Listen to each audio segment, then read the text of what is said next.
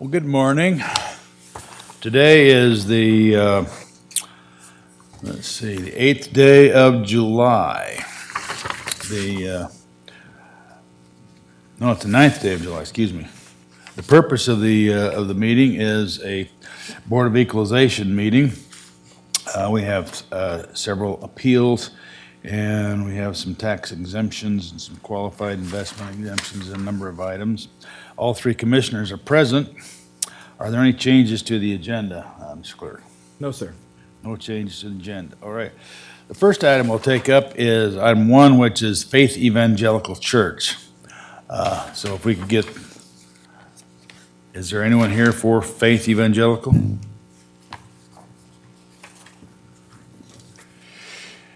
Okay. Well, we're going to have our lawyer go through a little bit of the details of what's gone on, and then you can present after that, okay? All right, so go ahead. Thank you, Mr. Chair. This is Robert Berry from the Ada County Prosecutor's Office, Civil Division.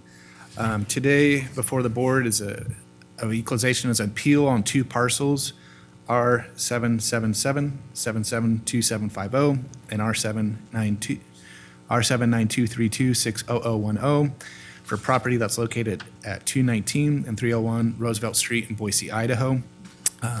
The applicant is seeking a tax exemption under Idaho Code Section 63602B, the religious exemption.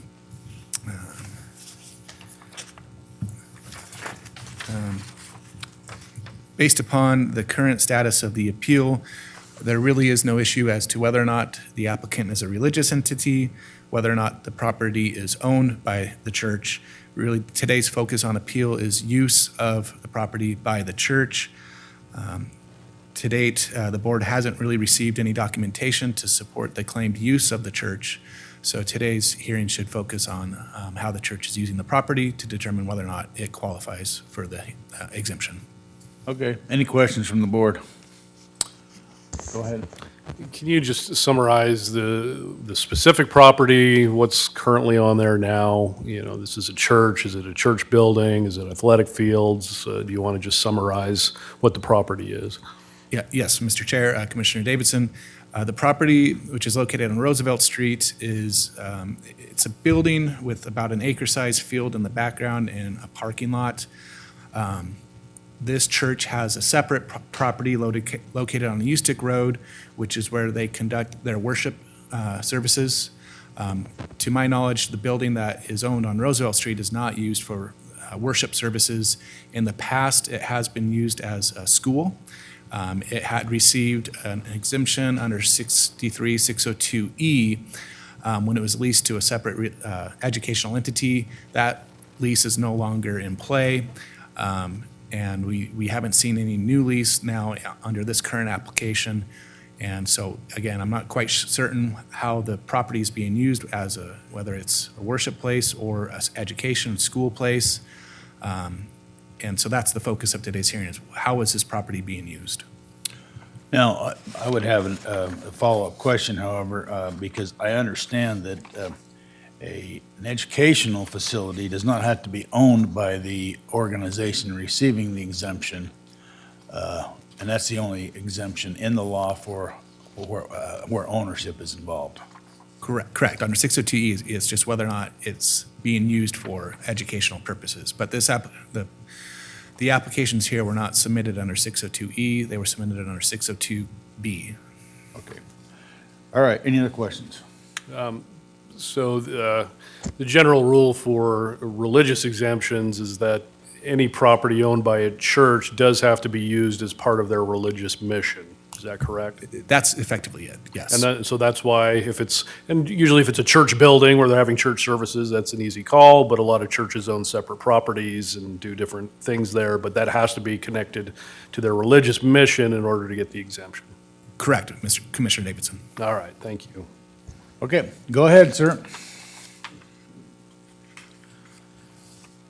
Okay, so the school is. You give us your name and address. So this is Ben Fay. Ben Fay, okay. Pastor of Faith Evangelical Church. Okay, go ahead. And so the church has been with the school for probably 50 years. under the same auspice. There's been different people that have actually run the school, church/daycare. We do have chapel services there at the school. Right now, we're doing a daycare. That's with a lot of our church people bringing their kids to the school and daycare format. And then the first grade students are starting there. So I guess I don't understand. We've always had ever since the foundation of the school, being attached to the church, it's always been under a tax exemption status. Okay, anything else?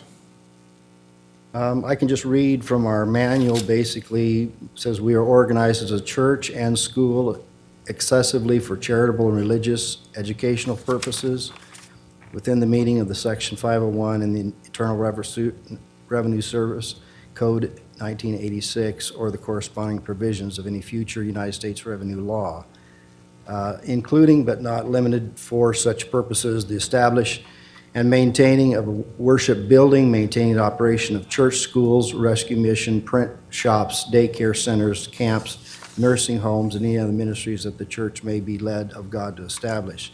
Its members are committed to being a holy people of God and to spreading scriptural holiness through evangelism and discipleship. Our purpose is to build up a holy and separated people that show forth the praises of Him who have called you out of darkness into His marvelous light.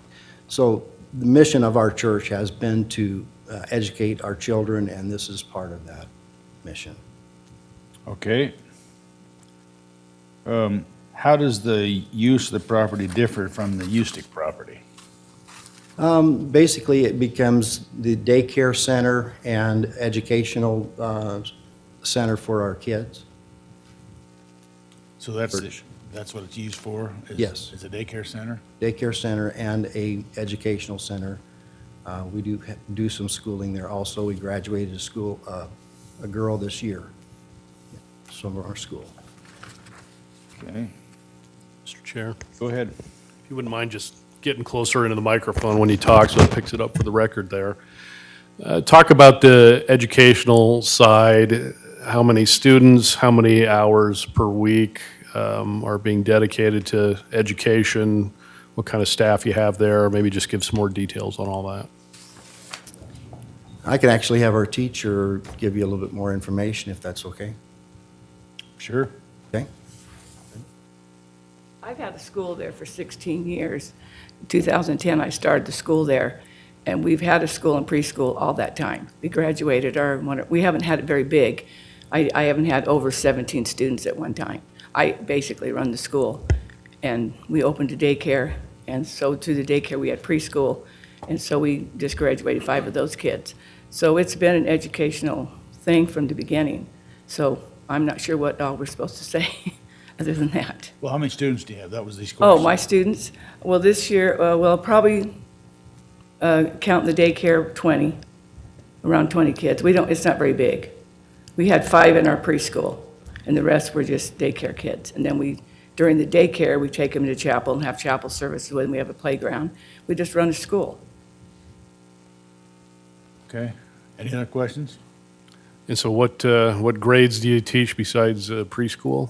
We had preschool this year, we had first and second, and we had one girl that we've had for 5 years. She comes by herself in a room, and she graduated from high school. We graduated her because we kind of a homeschooled, because it was just one older girl. But our smaller class was 5, which was all kindergarten and first and second. And what percentage of time throughout the week is dedicated to schooling, We started 8:30 till 3, Monday through Friday? Monday through Friday. No, Monday through Thursday. We don't have school on Friday. And then it's used on the weekend for anything? Not unless we have a picnic. Not usually, we don't use it weekends unless we have some thing from the church. Sometimes we've had, like at Christmas, we had a church, when I had the little Christmas program for the kids, the church people came over and we had a get together at the church for the church people. It's all used for the church or the school. It's all kind of one and the same.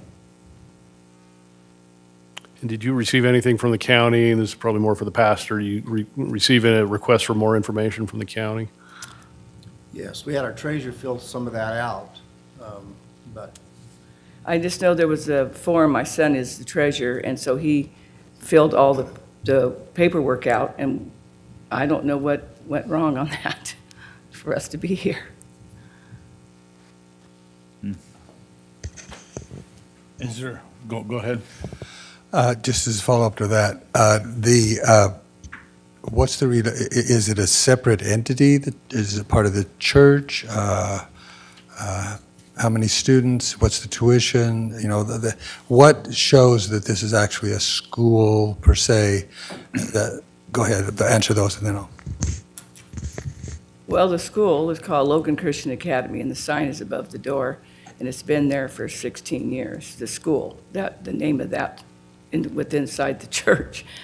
the church owns the property. The church owns the itself. property, and I go to the church, and so I take the kids to the church property and have school. The tuition has been $300, and then daycare is, according to the age of the child, and I'm not sure, what was your other question? Just all of the characteristics, at least it's my understanding that this was a separate entity at one point in time. It was dissolved in 2025, and then something's been reconstituted. Is all of that true? Or exactly how is this educational institution functioning? It's a school. We just go to school at 8:30. I have chapel from 8:30 to 9, and then we go to our classes and teach math and English, and then we have lunch, and then they go back to school. And at 2 o'clock, we have PE. We take the kids in the backyard and we play. It's school. I'm not sure what else to say. Well, I guess the final then, or one of my questions then is, if it's been a school and you've actually, why all of a sudden this year didn't you apply for, you only applied under 602B, That's not why we 602E? are here, don't understand what happened. Somebody, whoever did the paperwork, evidently did something, it wasn't me, and it wasn't. Evidently, we didn't fill out the right form. And What that- I'm gathering from what I'm listening to, because I've been a part of the school even back before, way back. And then it's my understanding, and I think our staff indicated, those were all requests that were made during the dialogue of the application process, correct? I mean, asking for additional information, correct? As far as I know, when they asked for additional information, we gave it. But I don't know why what happened here. That's why we're here, to find out what we did wrong. Nothing has changed on our side of this, just evidently it's paperwork that somehow Didn't get filed didn't right. get filed correctly. Well, I think the lawyer. Sir, you can't talk unless we bring you up to the podium. Did you want to come up? Well, but before, could we get your name, your Me, teacher? I'm Brenda Seward. Brenda Seward, and you're the teacher. I'm the teacher. Okay, all right, go ahead. Well, before we get into that, I have a question about the Village Charter School. Didn't you have a lease with the Village Charter School? Long time ago. Yes, the Village Charter School rented it from our church, and they were there 7 years, and they left. And then When did they leave? I'm sorry, what? When did they leave? 2010, not 2010, 2017. That's when I went over there in 2000. I was there first, and then I went to our church, and we rented it out to the charter school for about 7 years in there. They left in 2017. I came in 2017. So they were there previously to that. And I've been there since 2017, having the school. And the Village Charter School hasn't been there since No, 2017? the Village Charter School moved over in Fairview somewhere. Okay. All right. All right, any other questions? Mr. Chairman, I guess I'm still confused about the application process, and then, I think you might be able to answer that. The application process and then the follow-up, at least my understanding is we followed up trying to ask that very question about the school in relation to documentation, whether it was used for church, for school, or what it was actually being used for in terms of tax exempt status. So you're saying you didn't get it or you didn't understand the questions? I'm Keith Seward, and I'm part of the board. And when your lawyer was speaking, he said that we filled out a Form 601B, was it 602B, 602B? And before we had been filling out a 601C, 602E. 602E. Mr. Chair. So I Just to think- clarify, that's not the name of the form. He's referring to the Idaho Code section that's either a charitable exemption or Exactly. a religious, and it's the same form, but you just, on the form, you decide what kind of exemption you want, whether it's charitable, religious, or fraternal. Yes, That's what and that instead of filling out the E like we were supposed to do, we apparently filled out the B. And so we just need to fill out the E form in order to clarify to you guys what's going on and what we're doing. Nothing's changed for us. We just filled out the wrong form for you, and it caused a red flag to come up, and you guys want to know what's going on.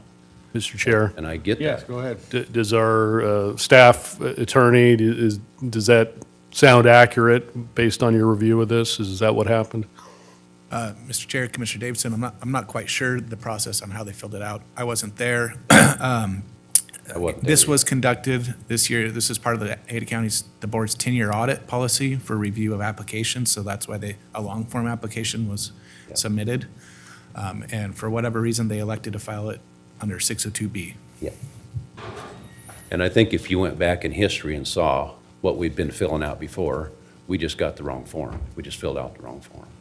Because if I could go back and look at that history, I think we'd see that we've been filling out the proper form prior to this. Just to be technical, I'd say you're filling out the right form, you just picked the wrong designation, I guess so. wrong section of code. Okay. And again, it's every 10 years we do a more thorough review, so. Yes, we appreciate that, and we're thankful for that. We just, somehow, we made a human error. And so if we could redo that human error, we would be grateful. If you can allow us to go back up and start over for a short time there. Because nothing's changed at our church and at our school. So we're doing the same thing we've been doing for 50 years. That's all I have to say. I just feel like that form is the problem. All right, there's 6,000 square feet in this building, correct? Roughly? Roughly, yeah. And you're alleging that, or you're claiming that you have 5 kindergarten students for 6,000 square feet? Correct. What's the rest of the building used for? Well, there's daycare that's being operated there also. And you have about 15 daycare kids in 6,000 square feet? It's been paid for a long time, sir. It's not Okay, I'm just curious about. Yeah, it's very small. And I'm still kind of concerned about because I guess you're saying the village charter school left 10 years ago, but we were giving you the tax exemption based on an educational facility in that whole period of time, correct? Correct. And it seems as though that was a mistake on the county's part, or on your part for not notifying us that the village charter school had left. Okay. Is that correct? Mr. Chair, again, the board decides these every year. When it's a short form, obviously they have a shorter form to complete, and they should have notified the county of the change. Yeah, because it apparently with the village charter school being gone for 10 years, you may not have been eligible for the tax exemption under the education. We have always run a school there, even though the charter school left. It has always been a school facility and been run by a school individual, so. And how many kids, and you say you receive a $300 tuition, is that what it is? For 2 Correct. kids? But I mean, it fluctuated. There was, 10 years ago, we had 25, 30 students there in the school. So it wasn't like it was accurate today what happened five years ago. Okay. Any other questions? Go ahead. This is, so the record, in the 10-year period, they applied just in the short form, correct? Mr. Chair, Commissioner Daly, that's my belief. I have not reviewed all the prior forms that were submitted by the church, so I can't fully state that with accuracy. I believe that's correct. Yeah. But the village,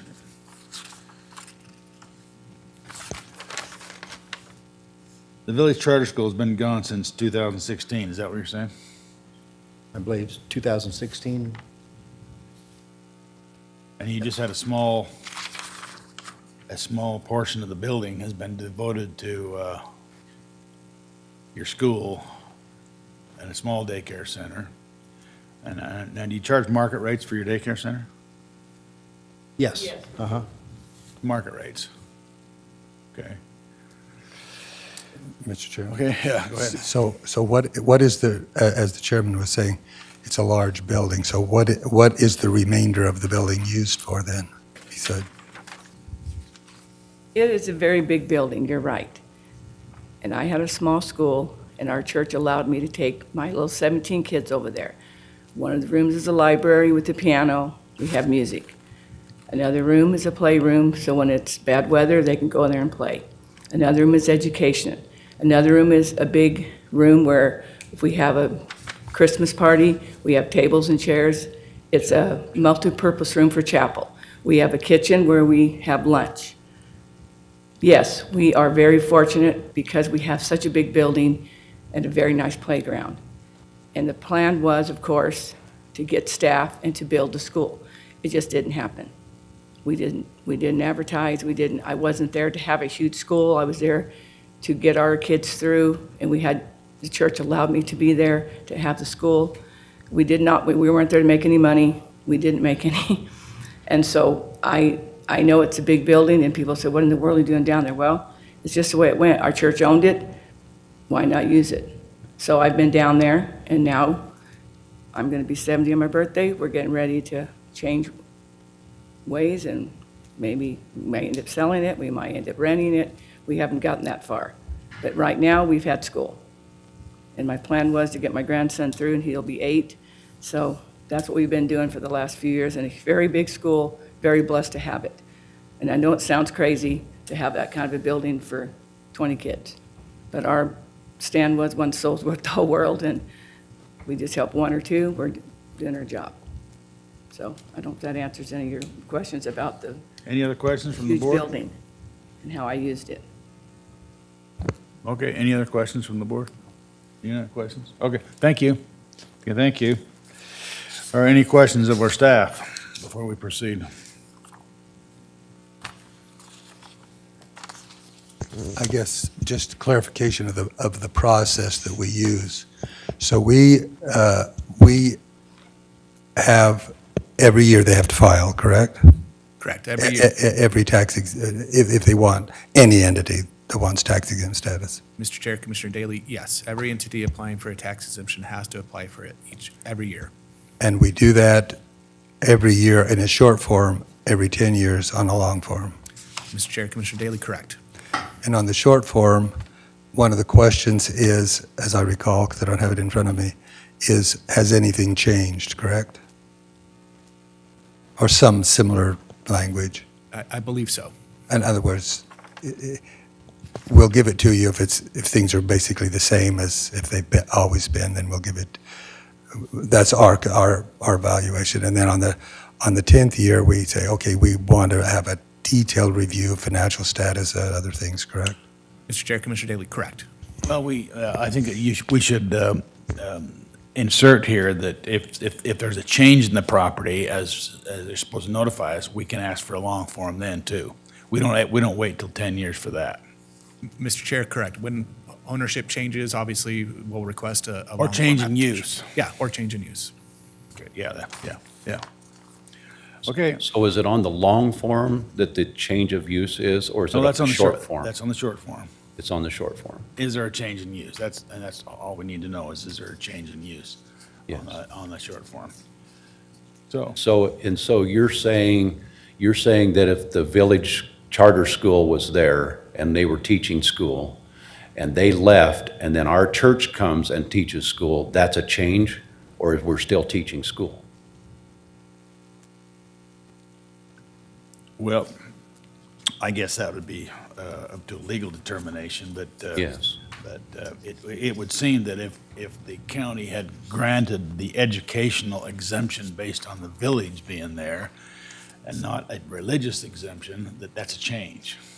That's the way I would perceive it The anyway. village is a religious deal too. They're religious. Well, but it was an educational exemption is why. Oh, I see. Why Okay. they were there, or why they got the Exemption. Yeah. And so when they left, we were still doing the educational part of it.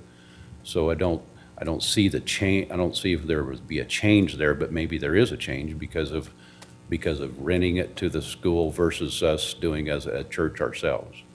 Well, that's kind of what how we looked at it apparently. Mr. Chairman? Yeah. Yeah, go ahead. Just for staff, what does 602E, what's the language of 602E? In other words, to qualify for an educational institution. Well, there's three components. The first one is the following property is exempt from taxation. All property used exclusively for nonprofit school or educational purposes, property used for charter school purposes, and all property from which no profit is derived and which is held or used exclusively for endowment, building, or maintenance purposes of schools or educational institutions. Yeah. And that's what we were doing. But it doesn't give any size or anything, it just says exclusively for. Mr. Chair, Commissioner Daley, yes. Thank you. Okay, thank you. Yep. Okay, well, now we need to discuss it.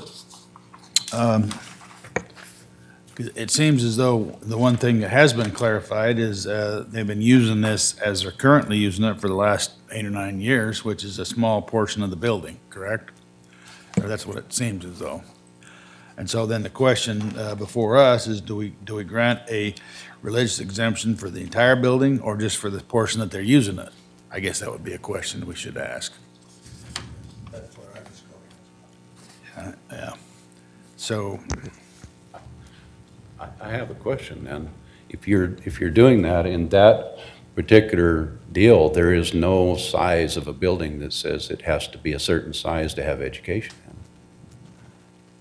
I could have a 100,000 square foot building, and if I want to have education in it for my thing, does that change the value of the? well, that's not the purpose of this hearing and not the I purpose see. of this board. This board is called the Board of Equalization. Yes. We equalize the property so that every property owner in the state of, in the county gets treated fairly. Yes. So, yeah, we would ask that question of any organization. Are you using it for what you're stating you're using it for? Yes. And how much are you using it for that Yes. that stated purpose Yes. is what we're saying. Yeah. Our whole building's used for education, but it's just different phases of education that kids do, you know, so you'd have to come and we'd be glad to give you a tour, show you what we do. Okay, thank you. All right, well, anyway, we got it in front of us. We've heard, is there any more information the board needs? Okay. Well, the question is, we denied the application for the tax exemption, and this is an appeal, so the question is the appeal approved, or do we make any changes, or do we deny the appeal? That's the question before us now. Is there any more discussion? Well, I guess part of they've clarified this some, but they only applied for religious exemption, not for educational exemption, like they've done in past years. So they're only appealing our denial for religious purpose, and they're not using it for religious purposes.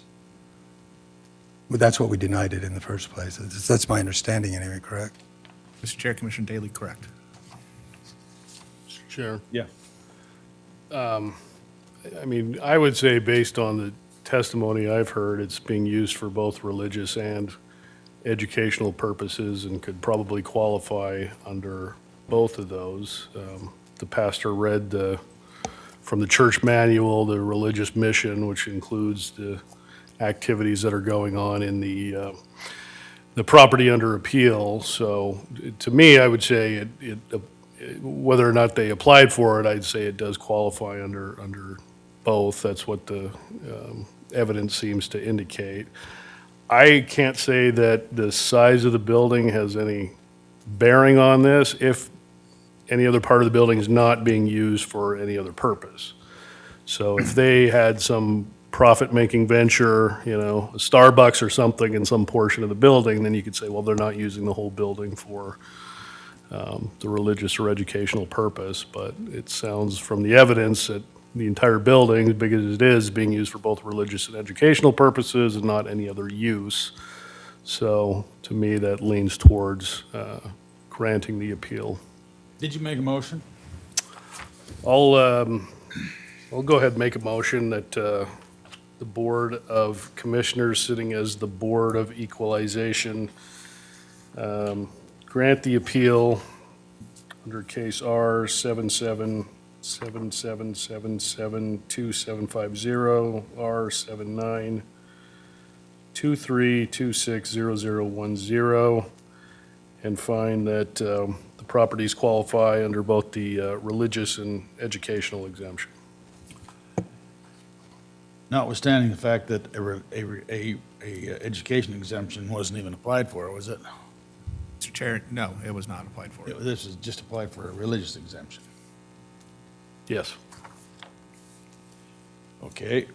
Is there a second to the motion or any further discussion? Mr. Chairman, I mean, I partially understand their dilemma in Sure. terms of clarification, but I guess our obligation is to apply the law as it was requested of us, not improvise what might have been. So I guess that's my dilemma. And I think even if we give them an exemption, I think it needs to be a partial exemption, and they need to be understanding, and because this applies to not only them but other people that may be doing similar kinds of things in the county. Like you said, we're a Board of Equalization, so we need to view this in terms of what the implications are for more broad-reaching than this. So I would amend the motion to qualify, and I don't know what percentage of the facility, because it is available for other purposes, that large, and they could be using it. They could be, or they say they're not, so I'm assuming they're not, but they could use it for other purposes as well. And especially since they use, their primary religious function is in the other facility, because it is a better facility, at least the way it's been described to me. So I would, and I don't even know how to put the percentage on there in terms of, but I would think we need to do some kind of a percentage, and then if they have the ability to come back and clarify, because the way I see the record, they were asked to clarify, but they didn't. So if we provide them the opportunity to clarify in another year, then that would be my substitute motion. I don't know how to make that motion, but because I don't know what the percentage is, but. Well, I don't know the percentage either. Mr. Chair, Yes. I'm gonna stick with my original motion. The thing I disagree with Commissioner Daley on that is I feel it's irrelevant what they technically filed under and what they technically appealed under. I think overall our job is to look at the facts and get to the bottom of the issue based on the facts presented. So I don't think not putting on one particular exemption on there is fatal to the appeal. I think that's kind of a hyper legalistic way of looking at it. Our job, I think, is to look at the totality of the circumstances and say, does this fit within a tax exemption or not? Because I think that's the point of the legislature in giving these tax exemptions. It's, do they qualify or not? We know that not every church or charity is going to have lawyers looking over their forms. I don't think there's anything in the law that constrains us from finding that they would qualify based on the facts presented, even if they didn't put the exemption in.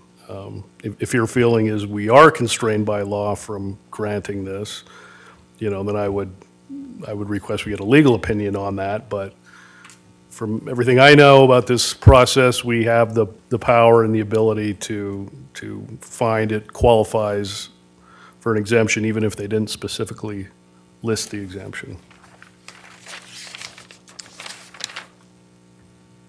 Well, I guess drawing on my memory, which is a limited memory, but as I recall, in another case there is a Supreme Court, Idaho Supreme Court case on a religious exemption that was denied based on, and it was a church in Oneida County, I believe, based on usage and lack of clarification of their usage in relation to the function that they requested. So that's my memory. And I can't cite the case, or it's just my memory, and my memory may be wrong, but Right, and Commissioner, or Chair Beck, Commissioner Daly, I can't give legal advice. I understand that, but I'm just, Well, I would say that that's what they did today was demonstrate the usage. We had a lot of questions about usage, and that's what I'm saying. And this one went all the way to the Idaho Supreme Court, and they denied the exemption. I guess that was my point, as I recall. So they denied it on, based on some of the stuff we're talking about. But, again, this is just very vague memory, but there was a anyway. So I sympathize with their dilemma in terms of how the form was filled out, or lack of that, but I think our staff tried to get that information from them. So I would be willing to give them a partial exemption, but not the total exemption. But that's my current feeling. So I guess, Chairman, it's your call. So I have a question. In the form that he talked about that we didn't fill out, is there a law in there that says if we don't fill it out properly, you have to pay a partial exemption on it? well, that's really the question I'm raising. I think legally we have the power to correct your paperwork error because you've presented evidence that says what you're using it for, which is both religious and educational. Again, I don't think we're constrained by law to only looking at the specific section you appealed. And again, if we have a difference of opinion on the law, I think we should probably get a legal opinion. But to me, the facts are clear. And my understanding is we do have the power under the law to grant both exemptions. Yeah. Can I just say one more thing? We use the entire building, even though it's big. We have an art room, the kids run up and down the hall. We have, K5, K4. We have the piano room, we have the music room. Even if there's only 5 kids in all those rooms, we use the entire building for what we're saying. We're not just you huddled back here on 3 or 4 rooms. We have the entire building, that's why we like it, because the kids can just have a great time. The buildings are big, and we have people come in tutoring. Maybe one can't read very well, they go to a room and read with them. Another one goes over here. So yes, it sounds like I said, we're crazy for 20 kids, but that's what we do. The whole building is used for all of this. So I just wanted to clarify that. It's not partial. I just feel like we filled out the wrong form, and if you could allow us to fill out the proper form and move on, we would appreciate that. And we're just asking for mercy in that area. All right, well. So what do we do? Your call. Okay, well, I think we should, it should be clarified that your property is valued at $1.8 million. That's what our assessor says the value is. And if we grant a full tax exemption, what that means is that others in the community will be required to pick up the balance, including yourself on your own personal properties. That's actually what that means. It doesn't stop the requirement that the tax be paid, because the tax will be paid, but it'll be paid by other people, is what happens. And so that is the question before us, and I don't think we should get involved in determining, by the way, if you're using the facility, the entire facility. I think it is we could grant that exemption. However, you're not using now you say you're using the entire facility, but it doesn't make sense for 20 kids to be in a 6,000 square foot facility. I mean, that's a lot of shifting around.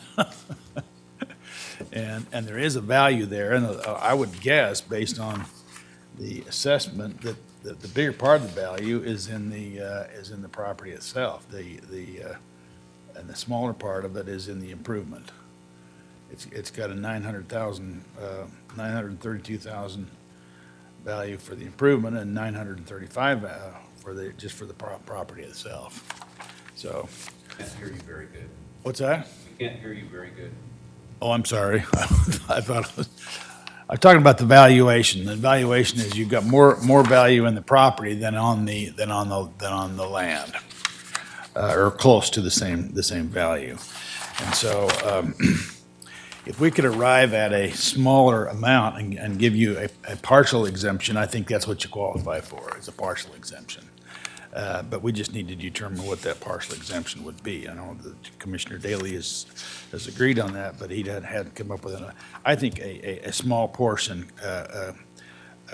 could be exempt, and the balance of it be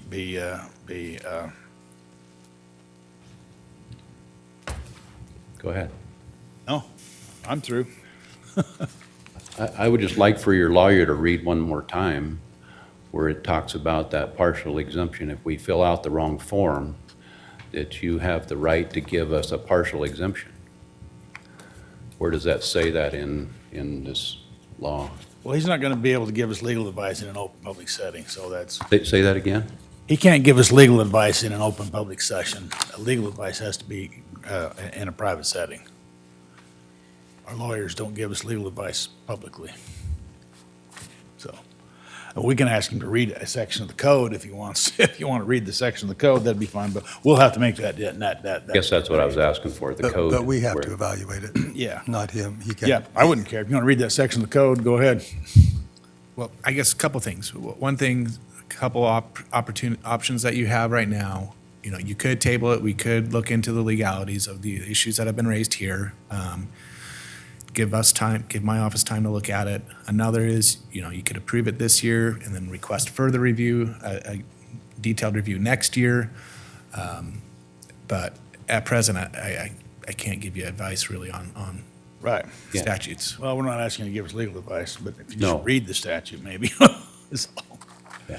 all right, well, so what's the, I guess my dilemma is still the same. And I accept the fact that apparently there wasn't clarity in your mind in terms of all of this as well. But I guess if we were to give you this, the expectation would be if I seconded the motion and gave you this, the tax implication is clear, and we need you and everybody needs to understand. We would be requiring other taxpayers in Ada County to pick up that tab. That's the first thing. Second thing is that if we give this to you, there needs to be a clear understanding that next year you understand the process, the application process, the verification process, all the documentation that you have to give us, et cetera. Do you understand that? If I were to second this motion, can you verify to me you understand what's going to be required next year? Yeah. I get it. And I just feel bad to think that because a person makes a mistake, he's going to get punished for it tax-wise. And I don't think that's fair to the community. What if it was on your home? Or what if it was in your something that you own and you made a mistake, and then you get fined tax-wise for the next however many years? I mean, it could last for forever after that. After you do this, it could cause us to have to pay taxes the rest of the time. Because of it being a partial thing, then from then on, it shows us we have to pay partially from then on. Why does it change? What is it changing? And so it's the same thing that's happening right now. We made a mistake, and so it's caused a red flag. But if we do what you're talking about doing, then next year you're gonna drill us to find out why we made this change and why you're not then we have to prove again why we don't have this partial payment to pay next year. Why all of a sudden you don't have a partial payment now?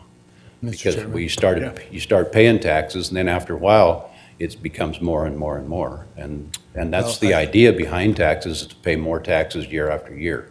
We don't Mr. have the Chairman. Boston Tea Party anymore. Okay, that's exactly why I'm asking you the question I just Yes. asked you. Yeah, Do you understand? Because every year, we have to go through this same process. That's right. That's my real question. That's What you're saying is, well, so if we give you this now, you're still going to have to defend it again next year, that's right. regardless of what we do, if we deny it or if we approve it. That's You're right. still going to have to come back in next year. We just and need to fill defend out it. the right form every year, and we just made a mistake this year. So I guess when you were saying it's going to be forever, it is going to be forever. You That's do right. have to defend this every year forever. Yes, I know, we do this, and we- But you were explaining that no matter what decision, if we did a partial, then you would have to come back and defend it. Yes, you would. Yes. If we give you a total, you'll still have to come back and defend it. Yes. Or if we deny it altogether, you'll still have to come back and apply for it. You understand that, I correct? understand that. I guess We that's fill my, that form out every year, and we just accidentally filled out the wrong E or the B this year. okay. So, Well, you didn't notice, and you did notify us when the other company that had the property leased to you, that you leased the property, they left 10 years ago, and you didn't notify us of that. That was part of the issue as well.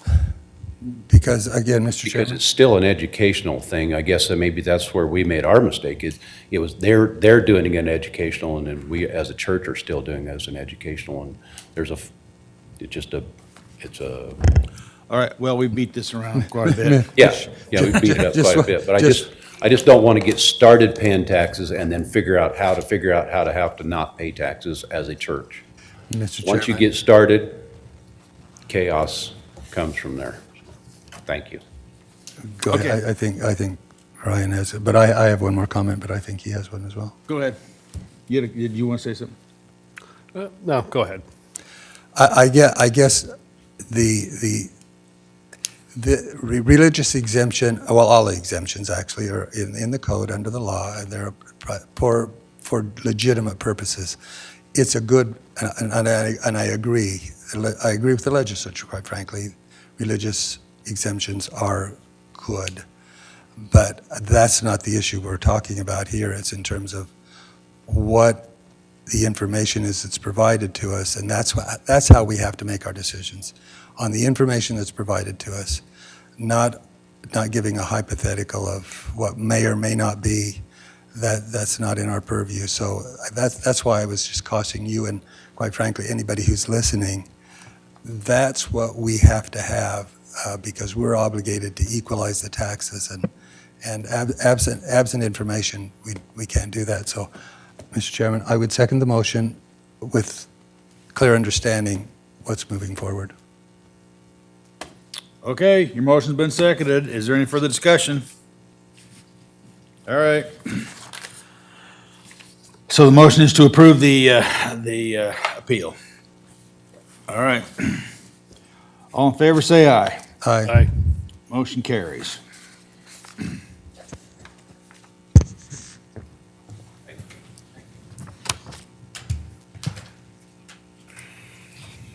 Do we need to fill out a new form? Nope. Okay. But you can always call the commissioner's office and speak to the tax exemption clerk, and he can give you more information. Okay, now we're taking up LEAP.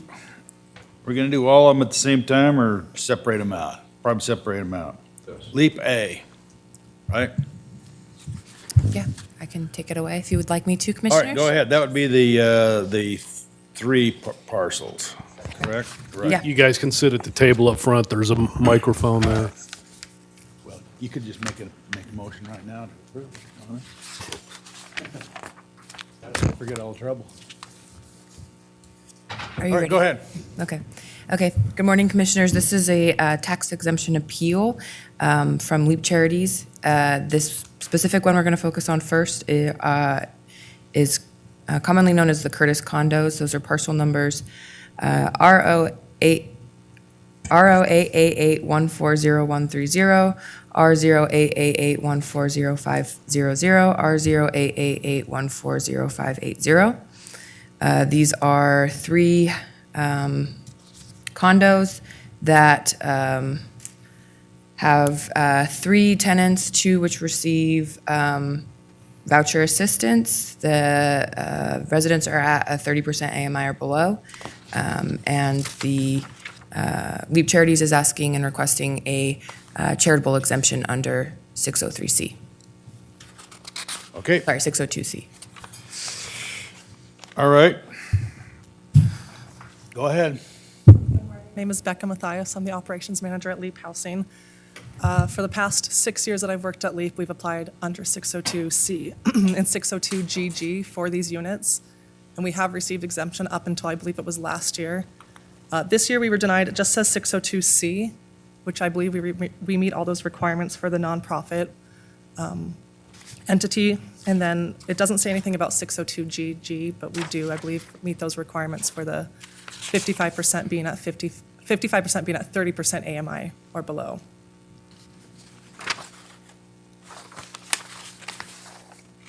And that is your definition of why you meet the charitable is because a couple of the tenants' income is below 30% or below? Yes, for the 602GG. For 602C, I believe in my appeal I outlined how we meet all those requirements. Okay. The ones that are that low, you're getting full rent though out of them, right? Mm-hmm. Because you've got a federal subsidy that gives you the full rent. So their income is irrelevant, right? Yes. Because you are getting the full rent because you get, is it 2 of the 3 are Section 8? Yes, that's correct. And that's defined as the market rent, correct? Yes. All right. Any other questions? Mr. Chair, Yeah, go ahead. have you had a chance to review the Supreme Court's, what they call the Sunny Ridge factors, the 8 Sunny Ridge factors, how the court Yes, we have. determines whether or not an exemption should be granted? And maybe go through some of those and how you feel that those factors would tip in your favor. I can go through the appeal letter if you'd like. Would you like me to go through all of them? Sure. So it states you need to have a charitable purpose. LEAP's stated purpose is the development and preservation of affordable housing and the provision of services that promote housing stability. You need to have a charitable function. We provide affordable housing to income-qualified households is a recognized charitable activity that delivers substantial social benefit and addresses a critical housing community need. We receive support through donations in order to purchase our properties. Recipients' payments. While residents contribute rent towards occupancy costs, these payments do not fully reflect market rate housing costs and are not intended to generate profit. Can I hold you there for 1 second, Mr. Chair? Yes. Do you want to go a little bit more through how much you're supported through donations versus, federal money or any other government money that comes your way? Yes, I don't have the exact numbers in front of me, but for the Curtis condos themselves, they were not purchased using federal funds. And so LEAP purchased those through donations. It was our first property that we ever bought in 2010, I believe. Those were purchased outright by LEAP Housing. So everything, we also redid them in 2021, I believe, a full remodel via donations as well. 100% donation funded? Yes, Where do your donations come from? entities and general public. Okay, keep going. Needs to provide a public benefit. The Curtis condos provide a direct public benefit by increasing the supply of affordable housing for low-income individuals in Ada County.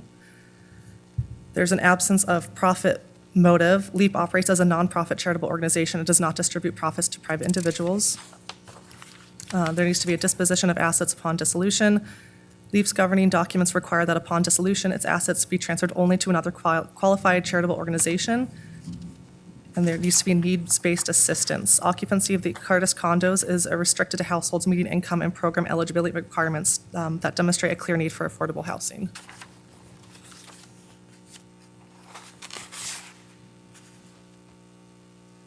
And I believe that was all 8.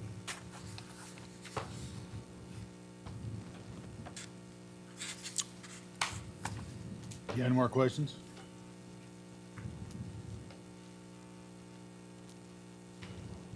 Do you have any questions?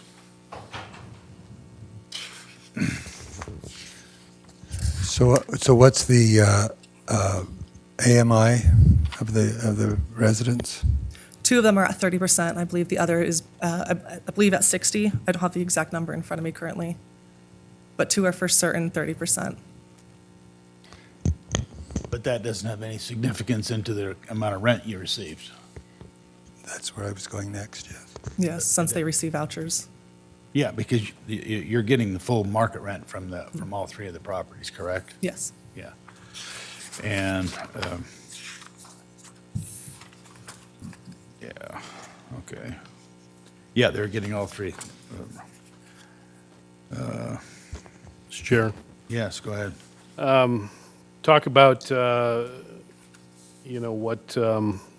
what happens to the profits from the rentals? What does the organization do? Where does the proceeds go? Is it all invested back in, or does it go to other places? Yes, it's invested back into our property management, into the asset manager that works at Leap Housing, into upkeep of the properties. I don't know if you've seen the Curtis condos, but they're not the newest buildings on Curtis. And so they do have plumbing issues. And their HOA fees are quite high as well there. Each unit pays $175 per month in HOA fees. And that's subsidized through LEAP? Yes, Leap pays the HOA fees. The renters do not. How many paid staff does LEAP have? I believe, at last count, we have 14 full-time. Who's the CEO or the chairman? Bart Cochran.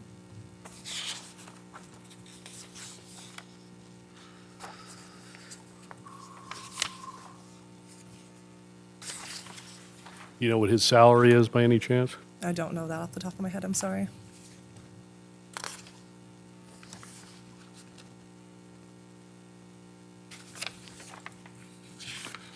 Ooh.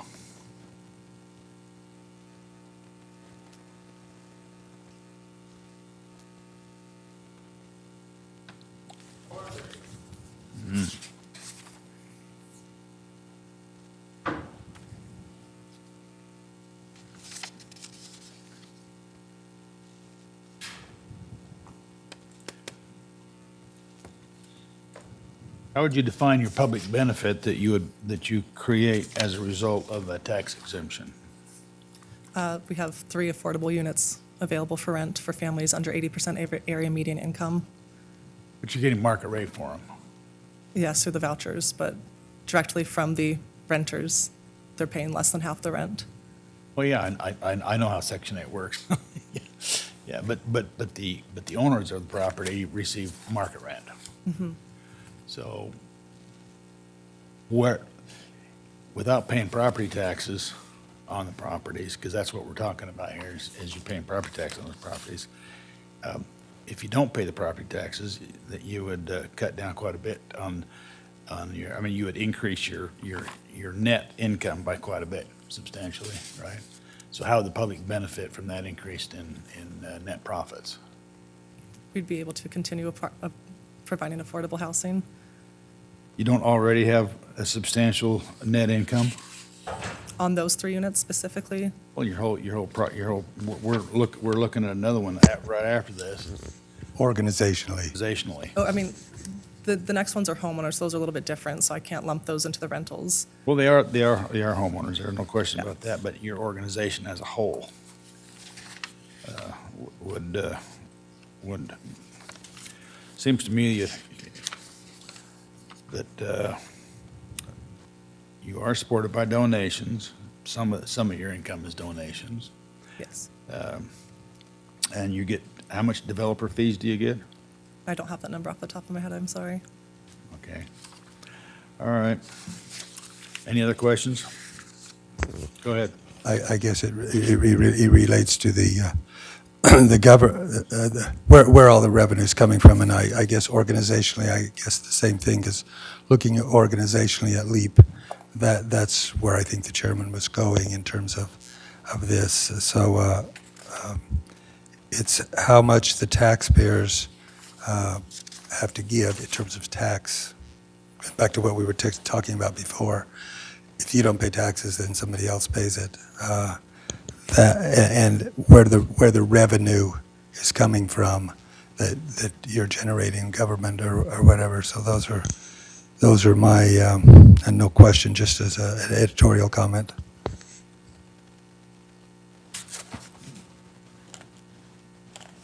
Mr. Chair, Yeah, go ahead. you feel that the current free market, housing market in Boise does not allow for lower income housing, that you guys need to step in to do it? Yes, I believe so. In the last 7 years I've worked at LEAP, I've seen it get worse. Well, these were originally set up for refugees, correct? Yes, they were up until there was a freeze on immigration and Yeah. refugee rehousing. They were So we set had up to for pivot. refugees, and did you get the Section 8 then as well? No, that we went directly through Agency for New Americans, and they paid the rent, and they paid more than what we're currently charging. Oh, so your income was more than that then, And we received exemption then. than they are now. All right. Okay. But my real question, what I was asking before is, so if we gave you the tax exemption, how would that translate back to these individuals? How does that benefit, again, the individuals that are there? There How would you give it back, as it were? Yes, I mean, we can continue to keep up with the property and maintain it, but it would ultimately come down to raising rents, because that property doesn't generate that much revenue. So upon receiving the tax bills, we might have to increase the rent more so next year. If we receive exemption, then it would ease that burden. Mr. Chairman? Yeah. But it's already been determined that you're getting full market value. So why would you have to increase the rent? Because you're getting full market value for the properties. To pay the tax bills, I'm sorry, It- I'm not the property manager, so I'm not that well versed in the rents themselves. Well, it should be stated that Section 8, they will only pay what they determine is the market value, not what you determine is the market value. We do have one person who's not on vouchers, though. That's right. You do have one person not on vouchers, but the Section 8 is determined, the market value is determined by the Section 8 staff. They do a complete analysis, and then they determine if they'll pay that amount. So it is market value is what you're getting right now, and you may have one that's not on Section 8. All right, any other questions?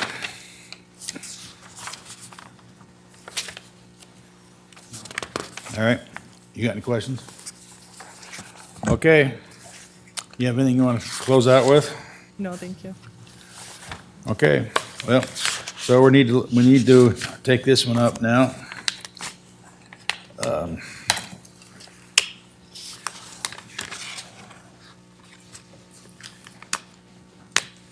So, that's first three together, yeah. These are the properties on Curtis Road, correct? And the question is, shall we deny the application, or change it, or approve it? Mr. Chairman? Yeah. I move that we deny the application for R 0888140130 and R 0888140500 and R 0888140580. All right, do we have a second to the motion? Do we have a second to the motion? Okay, I'll second the motion. I think the evidence is clear that these three properties are receiving market rent. It doesn't seem to be the applicant hasn't demonstrated a community benefit by granting the tax exemption. So I will support the motion. Is there any other discussion? Okay, all in favor, say aye. Aye. Opposed? You opposed? No, Okay, okay, went too fast. okay, sorry. Okay, thank you.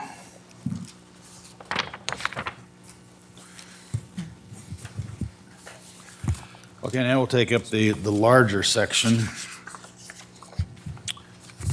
These are for the homeowners, correct? And you own the lots, is that not correct? Commissioners, did you want me to? give Yeah, an if you lead into introduction? it, yeah. Are we doing the Whitney Commons or Caritas Commons, or are you taking up both at this time? Well, they're the same issues, aren't they? Yes. Yeah, so let's just take them all at the same time then. Okay, so for the remaining parcels, this is also an appeal for Leap Charities. They applied for the charitable exemption under 602C. Both of these subdivisions were created where the home is legally split from the land. Leap retains the land in a 99-year lease, and they sell the homes to home buyers, so the homeowners own the property and they retain the ownership of the land underneath. And then they do a $65 assessment fee and ground lease on top of carrying some of the mortgages on these properties. Okay. Go ahead. Thank you, Commissioners. My name is Nicholas Williams. I'm a law student at the University of Idaho College of Law. I'm representing Leap Charities in this matter in a pro bono capacity under the supervision of Attorney Franklin Lee, who is seated at council table. The board's denial of Leap's petition for exemption held that Leap's charitable operations are inconsistent with the Sunny Ridge Manor factors, and that the board's denial was consistent with the court's opinion in Housing Southwest and Community Action Agency. We contend that this denial was made in error. Leap provides an offsetting public benefit that provides exceptional relief both to the taxpayers and to the low-income families that Leap exists to serve. Leap is undertaking a long-term, forward-thinking solution to solving the problem of low-income housing by utilizing a community land trust. Now, what this land trust does is Leap acquired the land through private donations, and Leap retains the land in trust. The Leap does not sell the actual plots of land to the homeowners. The land is held in trust by the charity. The homeowners own the homes, but because the land is held in trust, they are subject to stringent AMI requirements, and also if the home is later sold by the homeowner to another homeowner, that new homeowner also has to meet the AMI requirements of below 80%. What this does, in effect, is it keeps the homes forever affordable. So the homes cannot be held for speculation or for private investment. They are owned by low-income families. And the goal is that eventually these current low-income families will graduate and be able to sell the home to a future low-income family. Now, when they sell the home, I believe we attached the copy of the ground lease to the application and to the appeal. But basically what the terms of this do is ensure that when the home is eventually sold or devised to a future income qualified person or family, they cannot do so for such a large profit that granting an exemption would basically be a windfall of tax benefits. What this means for the taxpayer is an offsetting benefit. Because LEAP is providing low-income housing that is more stable and is forever affordable, it's a long-term viability that government subsidies just simply can't offer. So we meet the Sunny Ridge factors. Our operations are entirely distinguishable from those of Housing Southwest and Community Action, and so we're asking that you grant the appeal, and I now welcome your questions. Okay, any questions? Go ahead. Any questions? Go ahead. A couple of questions. How much did LEAP get in development fees? Don't have that number off the top of my head currently. It depends on which property.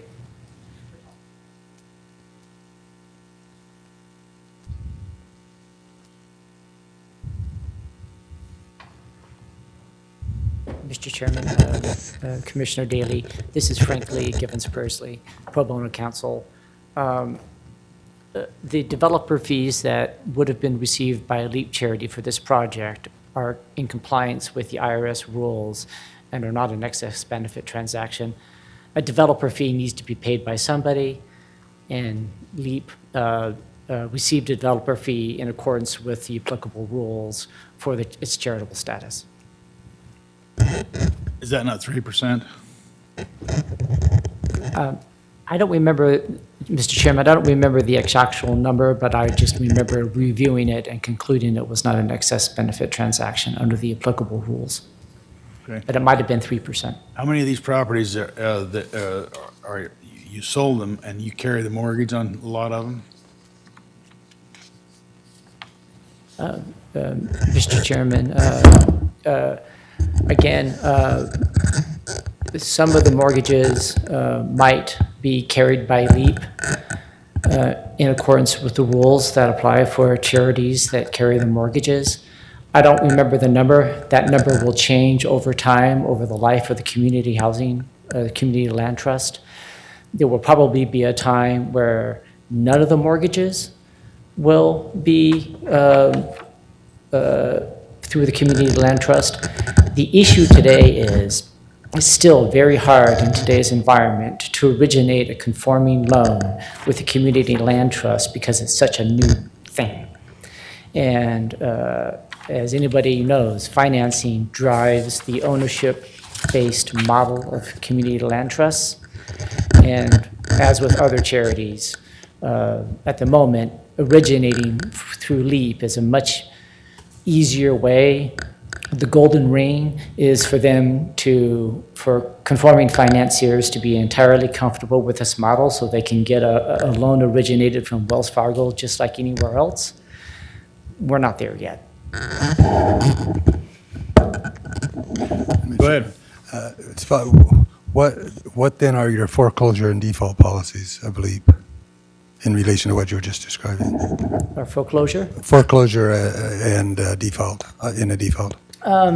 The Community Land Trust uses the model form provided by, I can't remember the name of the organization, but the Organization of Community Land Trust. And the foreclosure processes would be exactly the same as any other foreclosure in Idaho because the foreclosures are governed by Idaho law. But the occupant of the home must be an income qualified family. If not, it's a default under the sublease, and then we can exercise the remedies under the sublease, under the ground lease to either require the owner of the building to be a income qualified person, or under the grounds under the terms of the ground lease, we'll eventually get the property back through an acquisition, a purchase option. But it follows the community land trust housing model to work with conforming financing. Okay. How many of the people in the property have 80% or lower, 80% AMI? Mr. Chairman, at origination, all of them. And over time, eventually, we hope that that all of them will succeed and get incomes that are much higher. That's the goal of the ownership model of a community land trust. At the moment, I believe all of them still meet the income requirements of 80% or less. I haven't personally verified. But eventually, there will be a point in time where, under this model, where and we hope, all of them will be very successful. We hope all of them will have 200% AMI. And then ideally, the home would be unsuitable. But for purposes of this tax exemption, they're all qualified. And if in fact, for example, at some point in time, somebody is in one of these units and their income exceeds the scale of what we think fits within our charitable zone, that would be something that we would disclose when we apply for the exemption next year, or the year after that, or whenever that thing comes in. At the moment, we don't have that problem, but in the future, there will be a point in time where this particular exemption wouldn't apply to a particular home because the occupant of the home, their income exceeds the charitable goal. That's a future problem that we hope to have. And let me just restate so that I understand it. You own all the lots in these properties, in these subdivisions, correct? Correct. Yeah. And the owners of the home are buying the home that's on the lot. Correct. And you charge a lease payment for the property. Correct, a nominal lease payment. Yeah. And the subject of this appeal is only on the property, not on the home. Correct. We do not want an exemption on the home. We want the homeowners to pay ordinary taxes for the homes that are on the property. Which, okay. Now, I'm looking through here, and it looks like the assessed value on the lots are all at 118,000. That seems right. Yeah, at least on the Caritas Commons. On the other one, they're 106,000. So that must be a little. All right. So can you explain to us what the community benefit is for the community not collecting taxes on those lots? Mr. Chairman, I'm going to let my law student do that. Okay. Thank you, Mr. Chairman. Because the homes are forever affordable, they can go to future low-income families. As I said, the terms of the ground lease and the terms of the land trust mean that the homes are not held for private investment or for real estate speculation. They are designated solely for income-qualified persons. Now, because these are more stable, safe, and are more stringently held in perpetuity for low-income families, that means that the public benefit is less money is being invested in other government subsidies options like Section 8 or other government housing options. The long-term, the benefit really is in the long-term effect. These are forever affordable homes that are governed by a 99-year lease, and the land is held in trust. Because the land is held in trust, the LEAP is able to guarantee stability and long-term viability that other government housing options simply cannot offer. So the overall public benefit is less money being put to government subsidies. Okay. Especially when you consider that the land, the nominal payment that is made by the homeowner to LEAP for the land, LEAP is not going back and seeking government subsidies to bring that nominal payment back up to market rates. Okay. Now, you acquired all the properties through gifts? Private donations, and I believe in Caritas, the land was acquired by one entity, is that correct? Yeah, so by entities and private donations. No government money was used to acquire and hold the land in trust. City of Boise didn't donate anything, any of the properties? Not to the home, these community land trusts. I mean, the land, not the home, the land. Okay. Correct, yes. The land is acquired exclusively through private donation. All right, so we need to determine what your gross income is from the whole LEAP project, including these. Do you know what your total gross income is? Do you have that information? No, are you talking including developer fees and everything? Yeah. I do not, I apologize. No, it looks like, Mr. Commissioner, we do not have that information. Pardon me. Frankly, again, I'll answer that question more directly. We're not asking for an exemption on the whole project. We're only asking for the exemption on the land that's being, where the houses are sitting. And that's critical because we're trying to find, as a charity, the smallest thing that we can do, that little thing that makes housing affordable. And so as to the, the profit on, the build jobs for the project that the contractor had or whatever, that's not really the subject of this application. There is zero charge to the homeowner for the value of the land. The only charge to the homeowner relative to the land is a nominal ground lease fee so that the cost associated with the charity's administration of the charitable land trust aren't further subsidized by donations.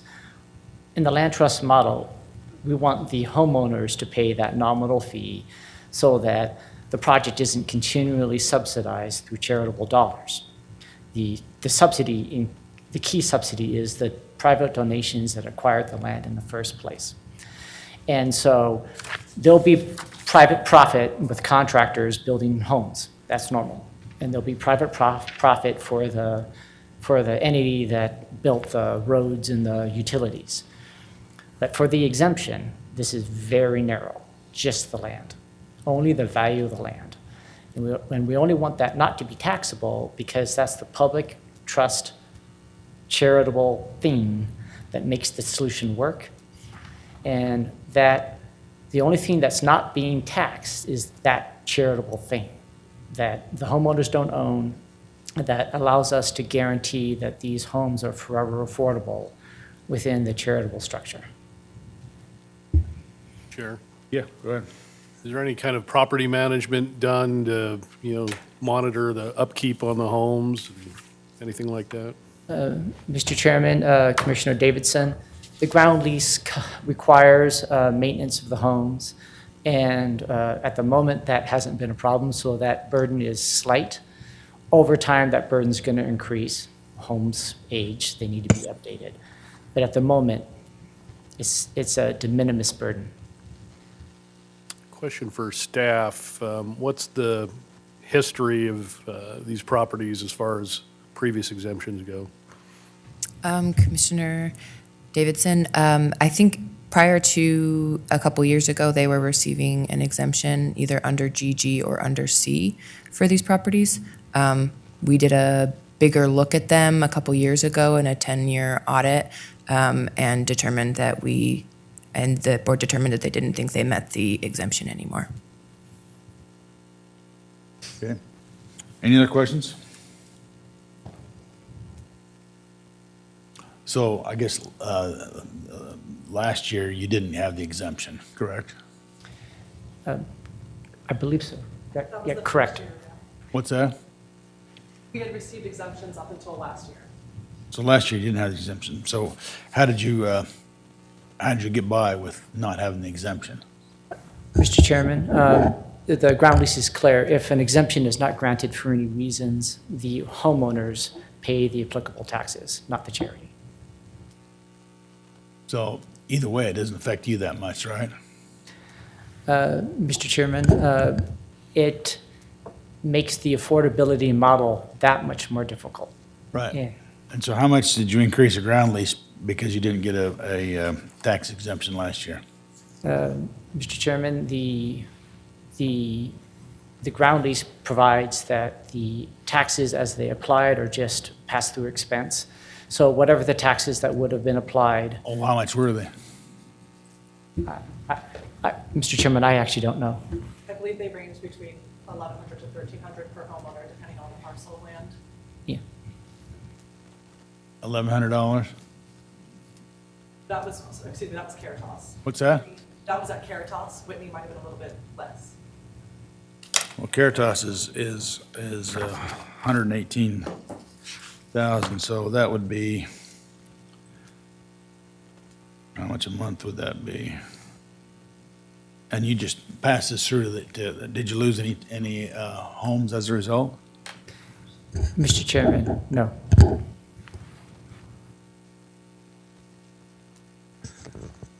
Mr. Chairman, just while you're calculating that. This relates to the chairman's question in terms of your overall profitability, in terms of what you did and how you did it, if you have, because that relates to the government grants.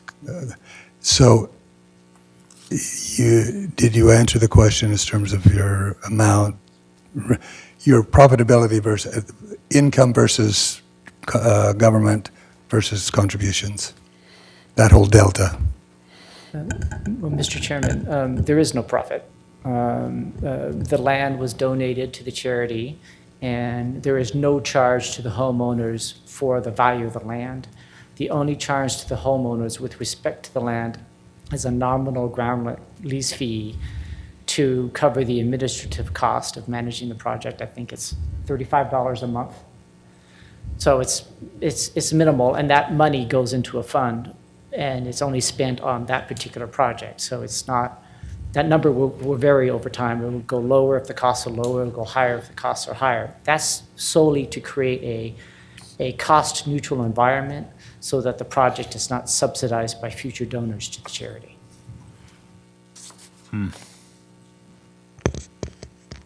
Okay, well, I think it's clear that, if we don't grant the appeal, that it doesn't affect LEAP Charities at all. Mr. Chairman, correct. If you deny the appeal, it is the homeowners, not LEAP Charity, that will end up paying the taxes. But that, They already pay taxes on the improvements. they already pay taxes on the And improvements. they get just a like you do homeowner's property exemption on the owners. improvements? No. Well, they would only be entitled to an exemption on the improvements if somebody in a similar home elsewhere would be entitled to the same exemption. We don't get involved in the homeowner's choices for their tax exemptions. Well, I'm going to assume that they would be allowed to be a homeowner's exemption if they own the home and live in the property. That's what the state law says requires for. Should be entitled to it, correct. Homeowner's exemption, yeah, so they would get a homeowner's exemption. And anyway, I think I've got enough information. Anybody other questions? Any other questions? Okay, thank you. Thank you. Thank you. Well, from my perspective, and the lawyers just answered the question, this does not even affect LEAP Charities. It affects what they consider to be a future affordability, and they're not, to pay the property taxes on the actual property and not on the home, because the homeowners are paying taxes on the home, and and as part of their lease, they have to pass through to the homeowners any property taxes that are paid. So, I am prepared to deny the application if we have a motion to that effect.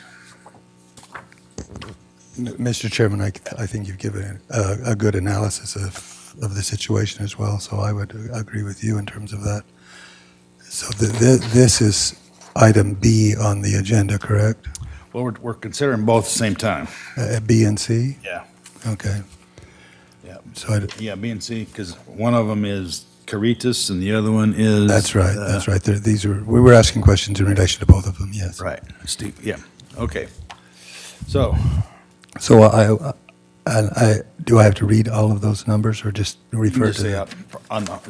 pursuant to the agenda. Mr. Chairman, based on the information we've been and the discussion and the record, I would move that we deny the application for B, Deny the appeal. deny the appeal, application for the appeal on items B and C on the agenda under the Leaf Charities Incorporated as listed on the agenda. Okay, is there a second to the motion? Second. Okay, you've heard the motion. Any other discussion? Hearing none, all in favor, say aye. Aye. Any opposed? Okay. Thank you.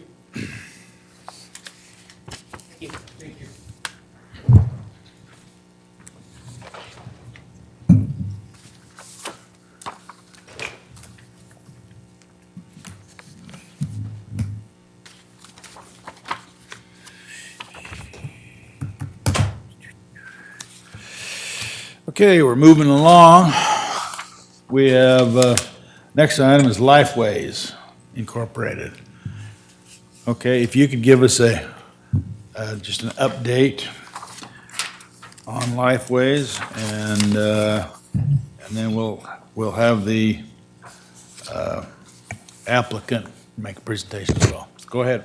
Yes, Mr. Chairman. So Lifeways, if I understand, is a 16-bed inpatient psychiatric facility that they characterize as a psychiatric hospital.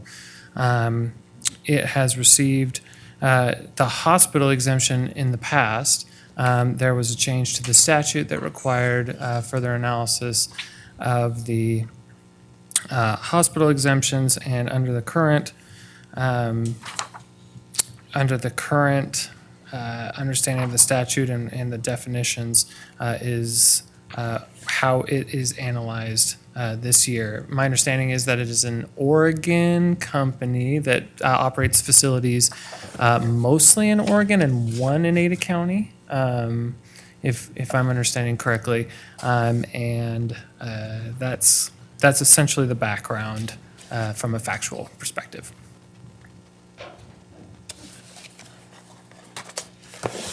Okay. Okay, go ahead. Good morning, Commissioners. My name is Simone Landau. I am an attorney with Yeturi Rose. We represent Lifeways Incorporated with regard to the appeal of their denial of the hospital exempt status. And I have with me here today Ms. Taylor Lowry, who's going to talk you through the application. Okay, give us your name again. Good morning. My name's Taylor Lowry. I am a clerk at Yeturi Rose. We're here this morning on behalf of Lifeways. I'd like to first start by ensuring that you all have a copy of our appeal and the attachments. I do have copies for you if you don't have them. I've got it. Yep, we've got your application, yes. Go ahead. Fantastic. I know the appeal that we've provided is a bit voluminous, so my plan is this morning to just walk you through what documents and attachments that we have provided to you this morning, and to take the opportunity to answer any questions that the commissioners may have. For some quick background, as County Council mentioned, Lifeways Inc. is an Oregon nonprofit corporation that provides mental health resources and support through the greater Treasure Valley community. This includes Western Idaho and Eastern Oregon. Lifeways Hospital is a 16-bed psychiatric facility right here in Ada County. It is an inpatient hospital that provides mental health services to those in severe mental health crisis. They do take walk-in clients, and they also work in conjunction with other Valley hospitals and the local police departments to step in and provide medically necessary care to individuals that would not otherwise have the resources to get the care that's required. We're here this morning because Lifeways exempt request under Idaho Code 63602D was denied.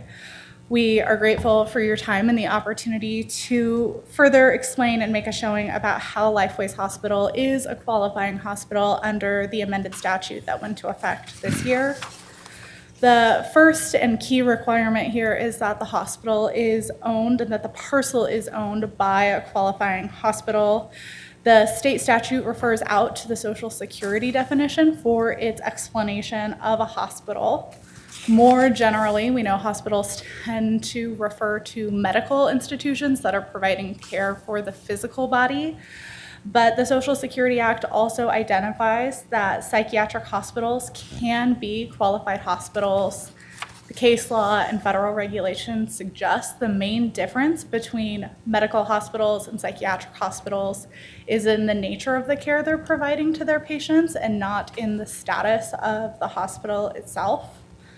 The secondary requirement moving through that statute is a showing that the hospital and the parcel the hospital is located on is in fact owned by the organization. In those attachments, we've provided the Ada County parcel search document that shows that the hospital's location parcel is owned by Lifeways. The statute that was amended this year also makes it very clear that we're focusing on nonprofit hospitals. And this is very apparent in Lifeway's case. We've included their articles of organization that show that they're organized as a nonprofit.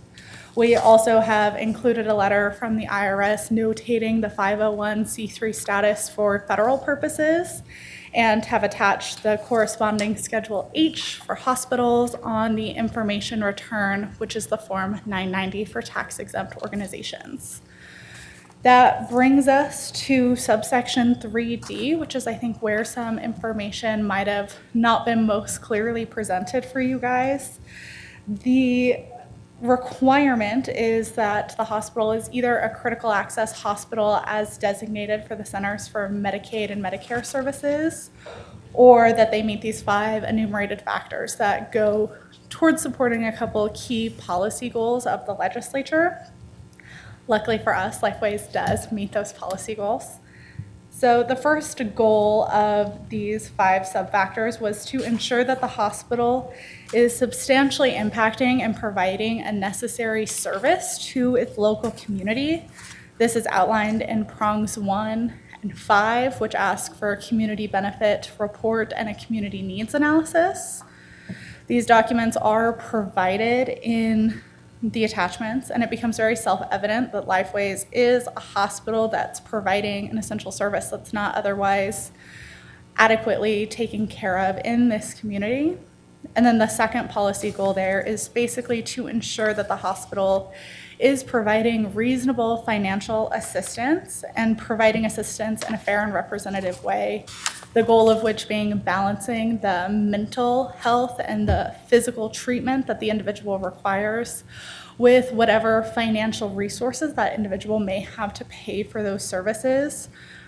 Those are addressed in Romanet 2, which requires a written financial assistance policy, Romanet 3, which addresses that the hospital limits the amount charged to patients that qualify for other financial assistance, and Romanet 4, which asks that the hospital take reasonable steps to ensure that individuals are eligible for any financial assistance before taking extraordinary collection measures. And the documents going to those points are provided in your attachments. I'm happy to walk through them. We've provided the intake form for the hospital itself, as well as declarations for the financial services manager and the hospital administrator, and the collections policy of Lifeways and Lifeways Hospital. Again, the main goal here was to ensure that reasonable collection practices are being taken and that financial assistance is provided to individuals that may need that support, and Lifeways goes out of their way to do that and provide that for this community.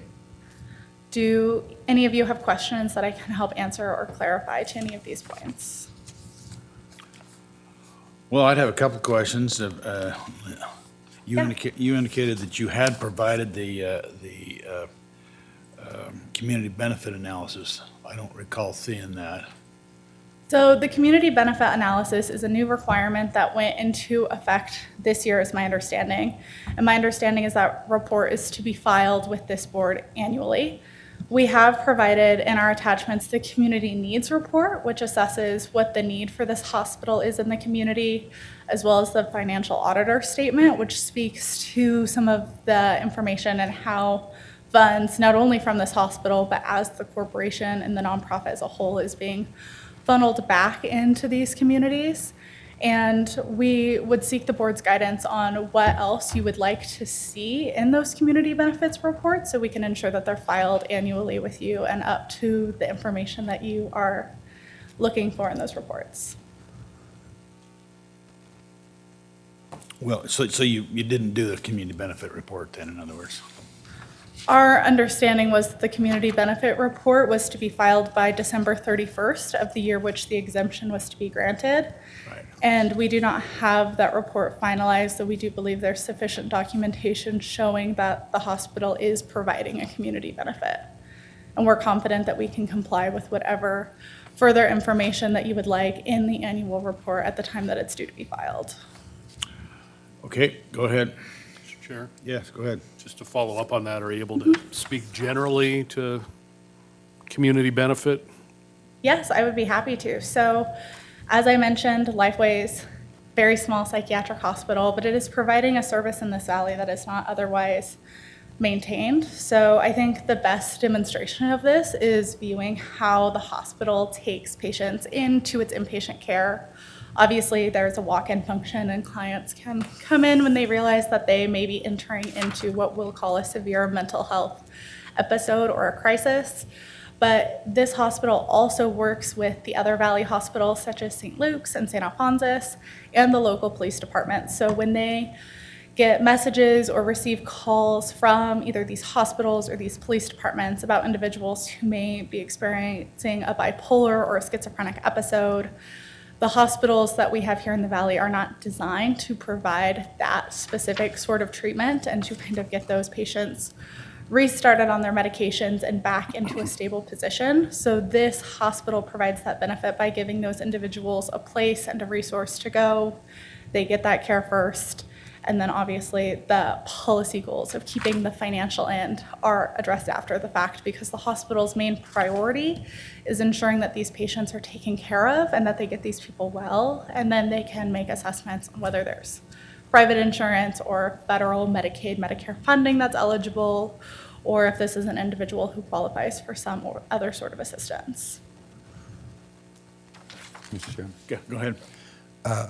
You did indicate, and I know we received late, but we received a huge document, which is difficult to go through. Absolutely. But I have some specific questions in relation to that I couldn't figure out from the document. But, for example, are you a licensed hospital? They are a licensed psychiatric hospital. They are notated on the Idaho Hospital Associations as a hospital in this area, and they're not in the sense of a medical treatment or a trauma hospital, but it is a psychiatric hospital, yes. But licensed? Okay. And then do you have, back to the community benefit report partially, and a discharge policy, these are specific requirements in 1861. Is that in the report? Because I couldn't see it. Bylaws for the physician's staff, is that in there someplace? Yes, I believe those bylaws are attached to the Articles of Organization, and then I believe there's 3 versions of amended bylaws that speak to the organization, and I do believe that there is a set of hospital-specific bylaws for staff and what that patient process looks like. Is that correct? I believe so. Yes, we believe so.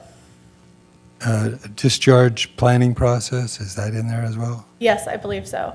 Our, as I mentioned, the hospital administrator is newly on board and getting up to speed, so they're working on reorganizing all of those documents. But I did personally speak to the hospital administrator about what that process looks like and how they move through getting individuals care through that period, getting them discharged, and then stepping in on the back end for the financial aspect. But the question is similar to the community benefit report. Is it, you're saying you're working on it, or is it actually? No, they do have a policy that clearly enumerates what happens as patients are discharging out of this facility. Some of the other programs that are offered under the Lifeways nonprofit, separate from the hospital, work in collaboration with the hospital discharge program to ensure those individuals are getting assistance planning their medications or providing other therapy modalities as they discharge. So there is a policy in effect. That's been given to us? I believe it was given within those Articles of Organization and the bylaws attached thereto.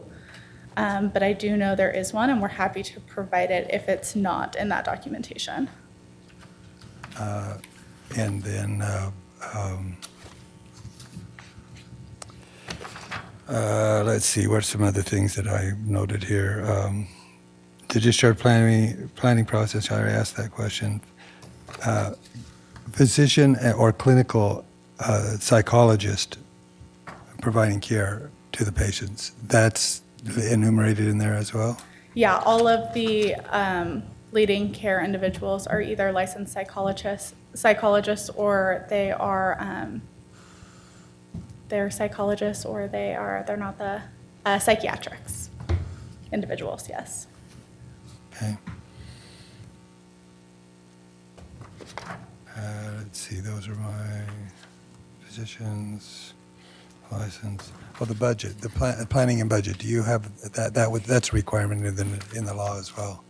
Yes, there is a planning and budget. It is enumerated and adopted by Lifeways Corporation as a whole, but it is applied down to the hospital directly. Okay.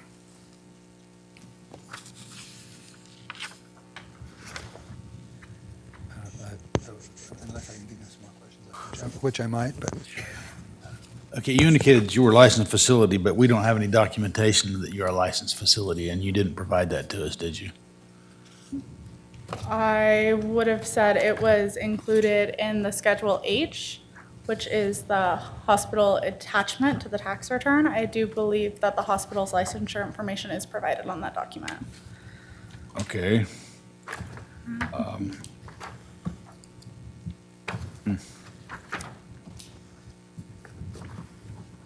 And we don't have anything on your budget either, your overall plan and budget.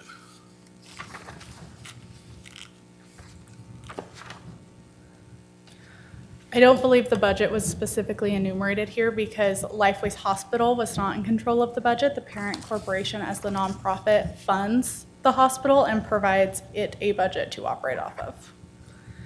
If that is something this board would like in the future, we're happy to ensure that they have a copy of what that hospital's funding looks like as it moves down the chain. Mr. Chairman, those are requirements of the law, I guess. That's why we were asking those questions. Specifically, the budget overall plan and the staffing questions, the clinical, all those are actually requirements in the law. That's why we're asking the question. Yes, under the Social Security Act definition of a hospital, correct? It's under Idaho code. Under Idaho code actually has it as well. Okay, yeah. No, and I do believe all of those documentations are things that we have and that this hospital complies with, and we're happy to put together the additional documentation to show those points. I do believe when we received our exemption appeal, it was obviously, we know we submitted a bit of an overbroad application to this board in its first application.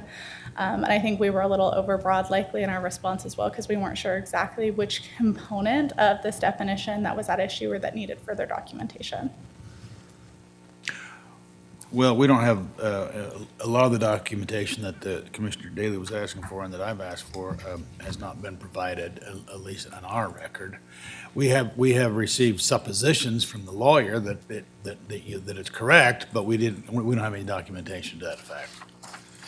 And so I believe I'd be willing to table this and give you a chance to come up with the documentation that is necessary under the law. Would you? How much time do we have? I need to know that. You have until tomorrow or Monday. I think you have time set Monday. Okay, yeah, we do have a BOE on Monday, so if you could come up with the documentation and give it to our staff by tomorrow. It's the documentation. Yes, I just got confirmation from the CFO of the nonprofit that that documentation is available and we're happy to get it back to you tomorrow. Well, it's not just a nonprofit, there's a number of, everything we've talked about here. I can give you the code citations if you want. 1861 E3, 1861 E4, 1861 E6, 1861 E7, and E8. Those documents we don't have that we can determine. I mean, we do have the representation of your lawyer that you've complied with it, but we don't have any of the documentation. Would you agree with that? Yes, and as our clerk represented, we're happy to provide those for you by tomorrow at the latest. So Yeah. we appreciate your leave to do Yeah, so. we can do that, and so I'd accept a motion to table this until Monday. What's the date on Monday? Let's see. What's the date on Monday? Give me the date. 15th at 11. And we already have a BOE scheduled for 11 o'clock. All right. Mr. Chair, Yeah. you want the appellants to reappear, or do you feel we're able to make a decision without them? Well, you're welcome to reappear. We're not closing the hearing, so you're welcome to reappear. We're just getting more documents to establish. That's what I'm asking. Are we requiring them to show up, or do we just need the documents? But we can't require them or deny them. It's up to them. If they want to show up, they can show You up. you know what I'm saying. Can we make a decision without them? Is it critical for them to be here?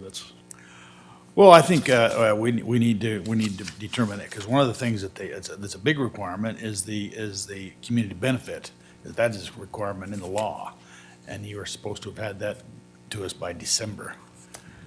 So, Could I ask for further clarification just to ensure we're getting you the correct documents? but we'll need that community benefit, or what your, I guess what your, because you said you already had something that alluded to a community benefit.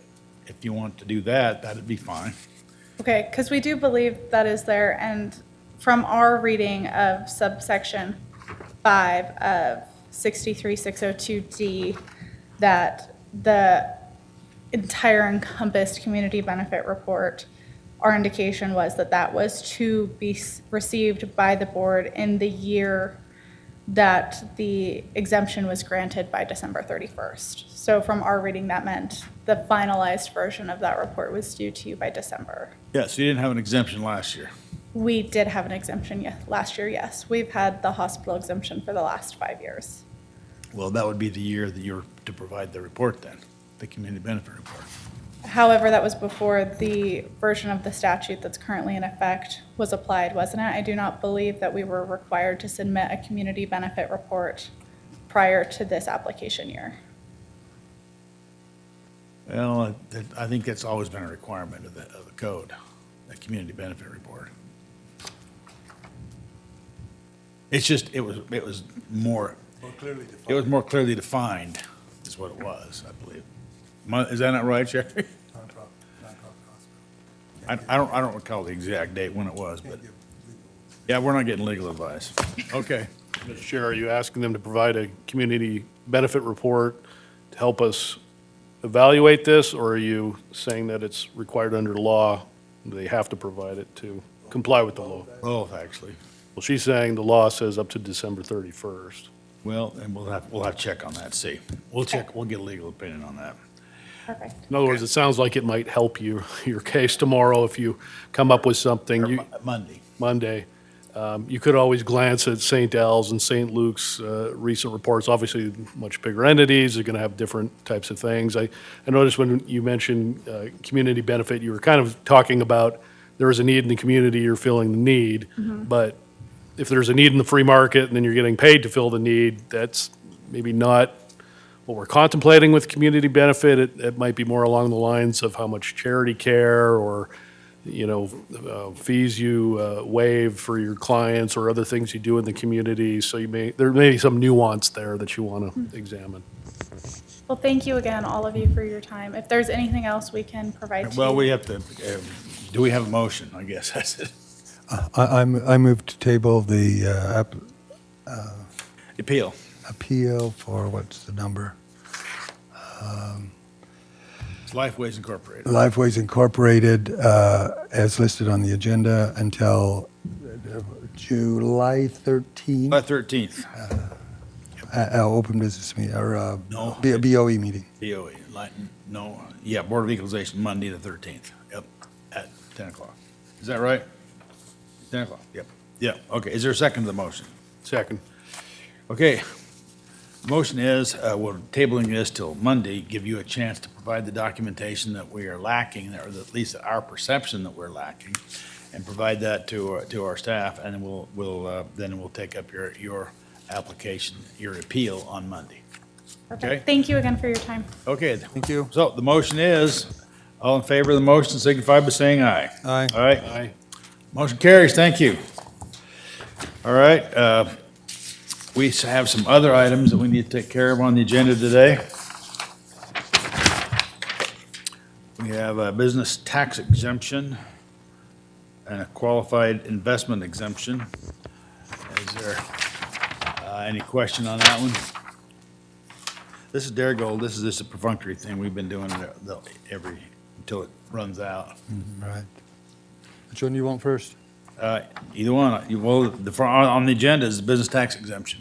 I move that the Board of Commissioners, sitting as the Board of Equalization, approve a tax credit pursuant to Idaho Code 63602NN, the business tax exemption for Darigold Incorporated for 20% of the eligible tax credit on parcel P1DARIGLDO number 03, as provided in the contract entered into on October 1st, 2021, and authorize the chair to sign the documents on behalf of the board. Is there a second to the motion? Second. You've heard the motion. Any further discussion? Hearing none, all in favor, say aye. Aye. Motion carries. Now, number 3, the qualified investment exemption of Dairy Gold, same thing. I'll move that the Board of Commissioners, sitting as the Board of Equalization, approve a tax exemption pursuant to Idaho Code Section 63-3029B, the qualified investment exemption, as recommended and approved by the assessor for Dairy Gold, Inc., in the amount of $69,258 on parcel P1DARIGLD02, and authorize the chair to sign the documents on behalf of the board. I second the motion. You've heard the motion. Is there any further discussion? Hearing none, all in favor, say aye. Aye. Motion carries. Now we have some evaluation appeals. That'd be number 4, and changes, no hearing. No changes, no hearing. I don't even have that. I don't have that on the agenda. I don't have my agenda on that.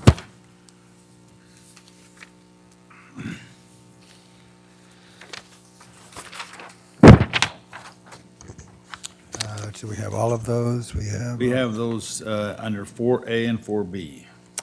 Okay, I move that the Board of Commissioners, sitting as the Board of Equalization, approve the assessor's modifications on the parcels listed, withdrawn changes, changes no hearing, withhold valuations, and parcels listed under withdrawn, no changes and no changes, I don't know if we have all these, no hearing, and authorize the chair to sign the documents on behalf of the board. I'll second that. Okay. So we have two, no changes, no hearing, and no changes, no hearing. Right. Correct? All right. So you've heard the motion. Is there any other discussion? Hearing none, all in favor, say aye. Aye. Aye. Motion carries. Now we have some unfinished business, but we are scheduled to take that up at 1 o'clock. Is that not correct? So we'll take up the unfinished business at 1 o'clock. Okay, so we're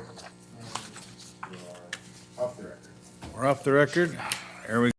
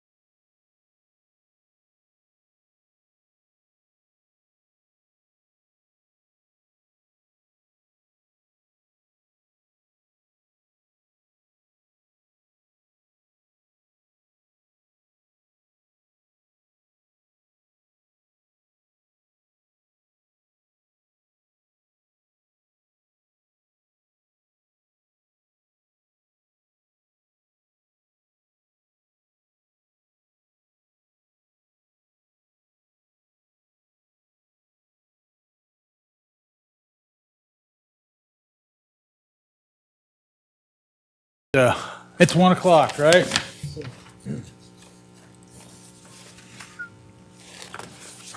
You are on the record. We're on the record. Well, good afternoon. Today is the 9th day of July. The time is 1 o'clock. The Board of Commissioners is in session. All three commissioners are present. Purpose of the meeting is a wrap-up of our Board of Equalization.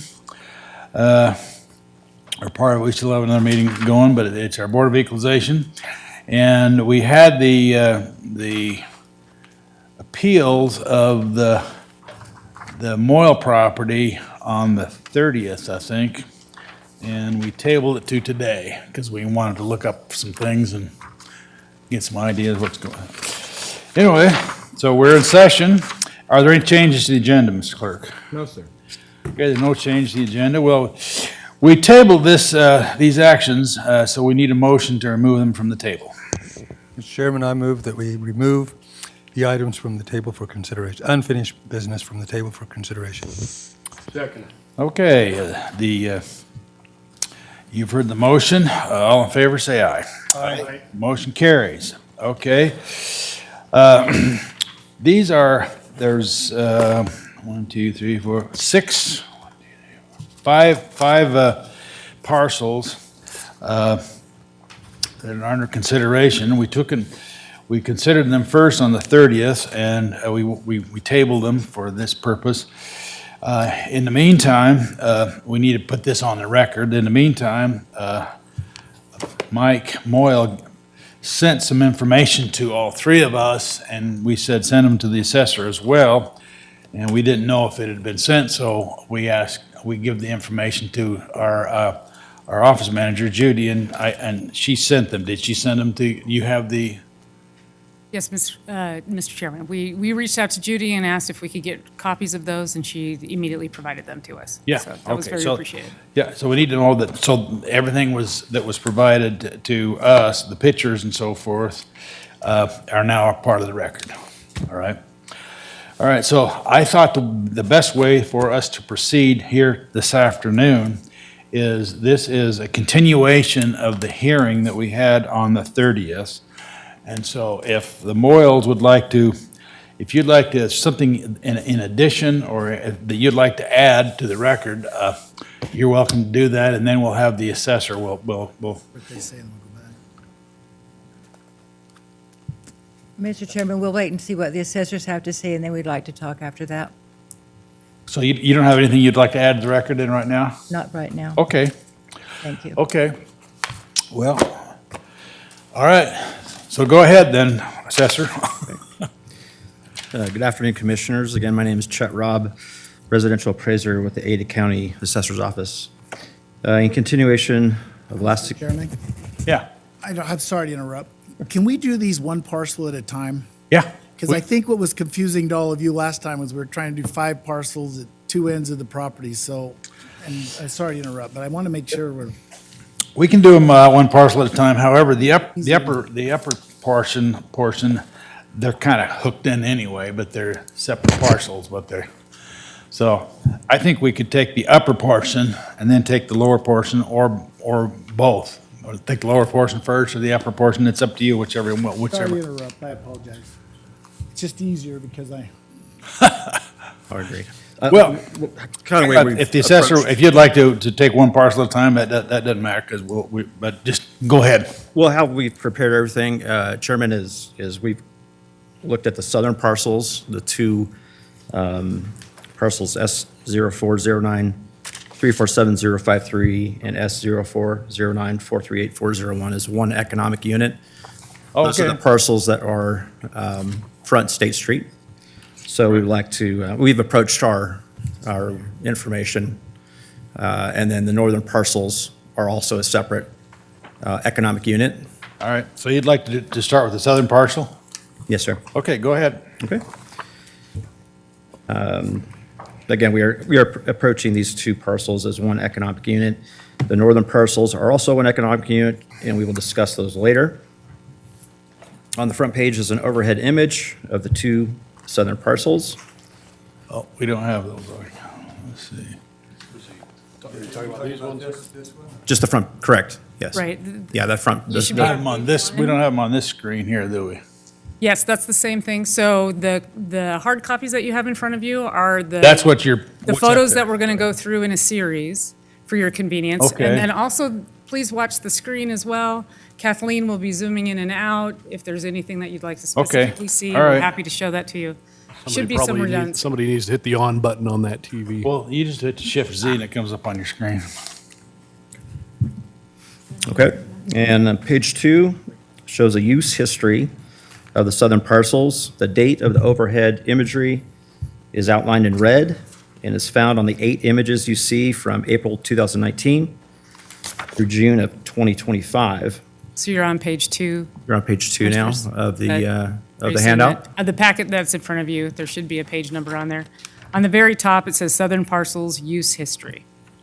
It's a series of 8 Okay, photos. okay, I see it. All right. All right. Okay. And no indication of agricultural use has been observed on these southern parcels for a number of years, as evident by the overhead imagery. Kathleen's going to show a side-by-side image of those parcels on the screen.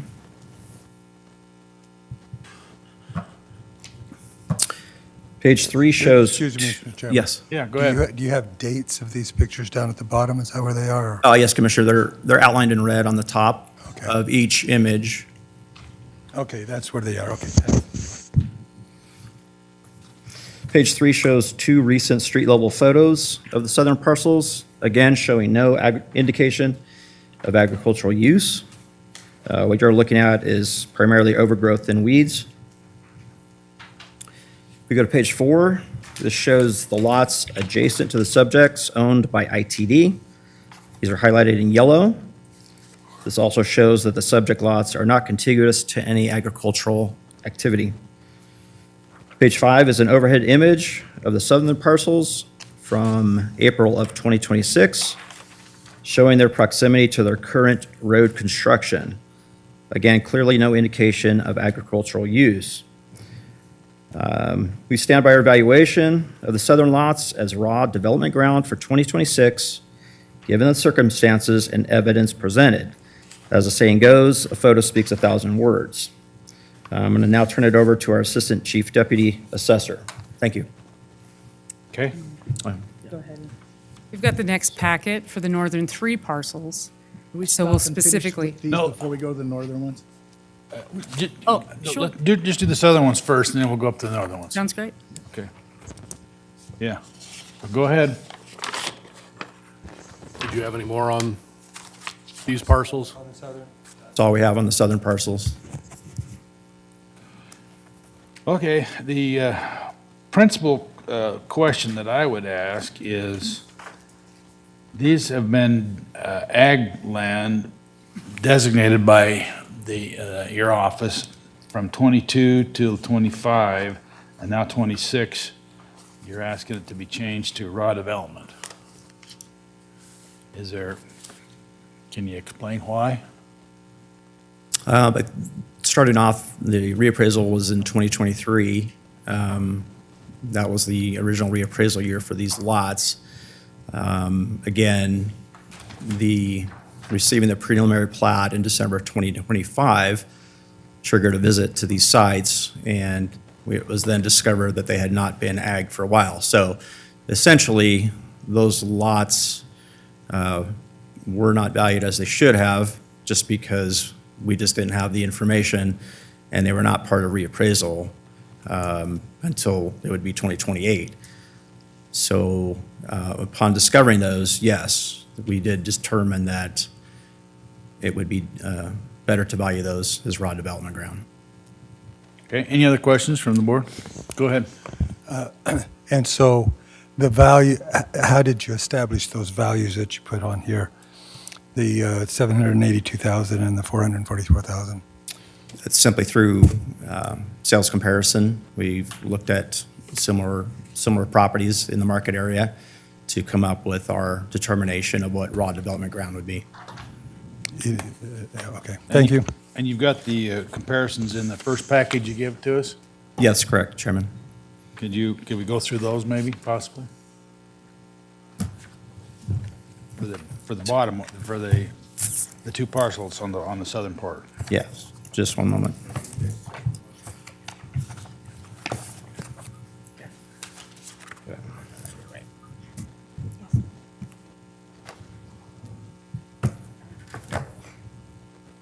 Okay, so for the 2025 assessment, the parcel ending in 5-3 was valued at $7,900. And for 2026, it was changed to $782,600. The parcel ending in 401 was valued at $4,100 for 2025 and was changed to $444,800 in 2026. Well, I get that, but what are the comparisons that you're using for to establish the value? That's.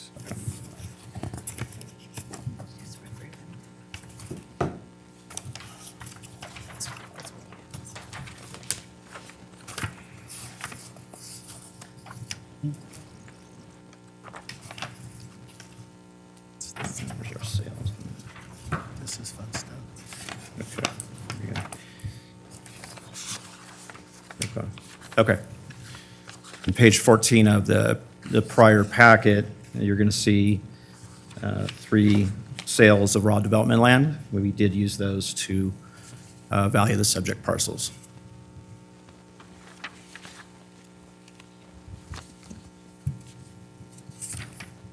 Okay. I'm sorry, we actually had 5 comparables that we used to value These are those the comparables parcels. that you used for this property.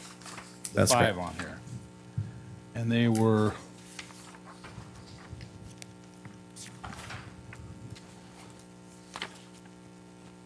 Okay. And that's how you come up with the values, is using these properties. They're a lot larger properties of 3.5. I'm sorry, I apologize, Chairman.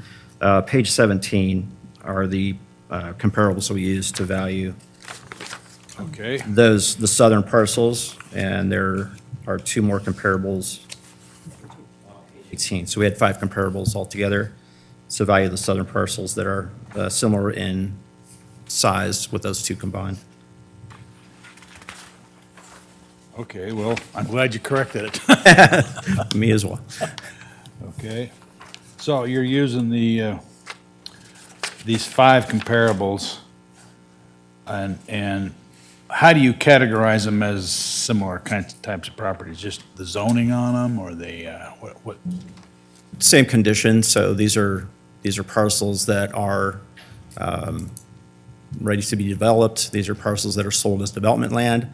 Again, these are parcels that are similar in size as the 2 southern parcels.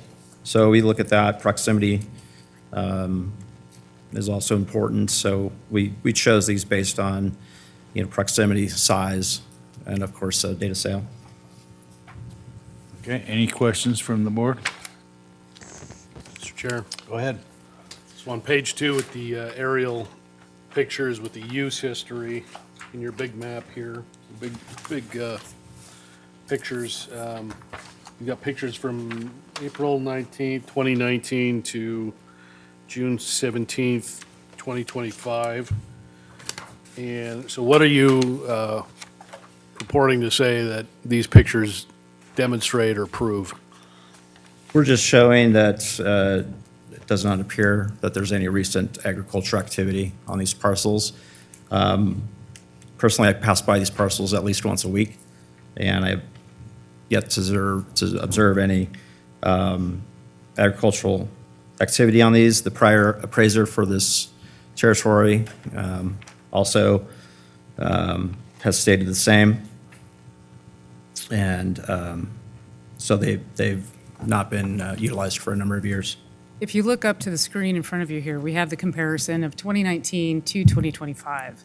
So you can see the stark contrast between those years and how clearly the land looks quite different from 2019, where there was clear agricultural use, to 2025, where they are sitting idle.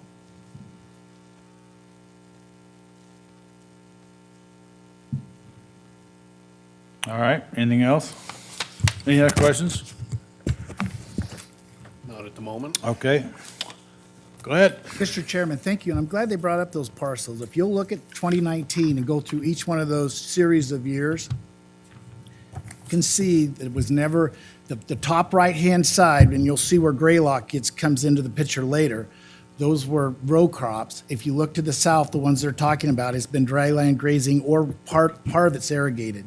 And if you'll go through each one of those pictures, if you will look to the right-hand side of the right parcel, remember there are two parcels there. Interesting to note on a side note that the parcel that's landlocked is the one they have at a higher value, which is beyond me, but that's a different story. But if you go through each one of those and you look to the right, you can see that grazing. Now go to the very last page, the one with the yellow, the very last page where they've got it blocked out. You see where they have the ITD ground on that? Go to the very last page, and it's got yellowed out and it has ITD on it. The big, no, excuse me, not the very second to the last page. This one here, Mr. Chairman. Okay, yeah, I see that, yeah. Okay, go look at that page right there.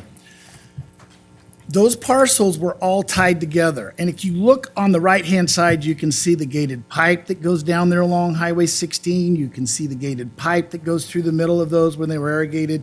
Even when Graylock was there, that was ag. We had cattle on there part of the year. It was always dry land grazing on the far left one, because when ITD put in the road, they still haven't got the drain in for that. And we talked about that last time. But if you look at that progression, it's been dry land grazing. If you look at the FSA report, which I didn't bring with me, but Commissioner Daly, you know what that is. You can look it up online, and it has it listed as pasture and has been forever. The one thing, as you look at those parcels, now let's go back to those series of pictures. If you look at 19 and you follow those years through, and you look at 22, 23, you can start seeing the change on that parcel right below your EMS building. You can go out to your EMS building today and you'll see where we ran hot wire fence around there when we were running cattle there a couple years ago. Now, we don't have that hot wire fences there, but we don't run cattle there. That's a dry lot and it's covered with equipment. If you look at their pictures, their picture doesn't show it. I should have brought one, but it's got equipment all the way around it.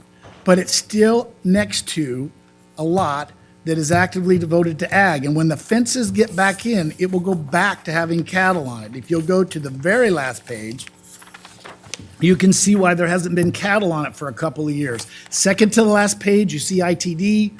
We rented it from them. We had the lease in there. If you went by there, you would have seen cattle there for a long time.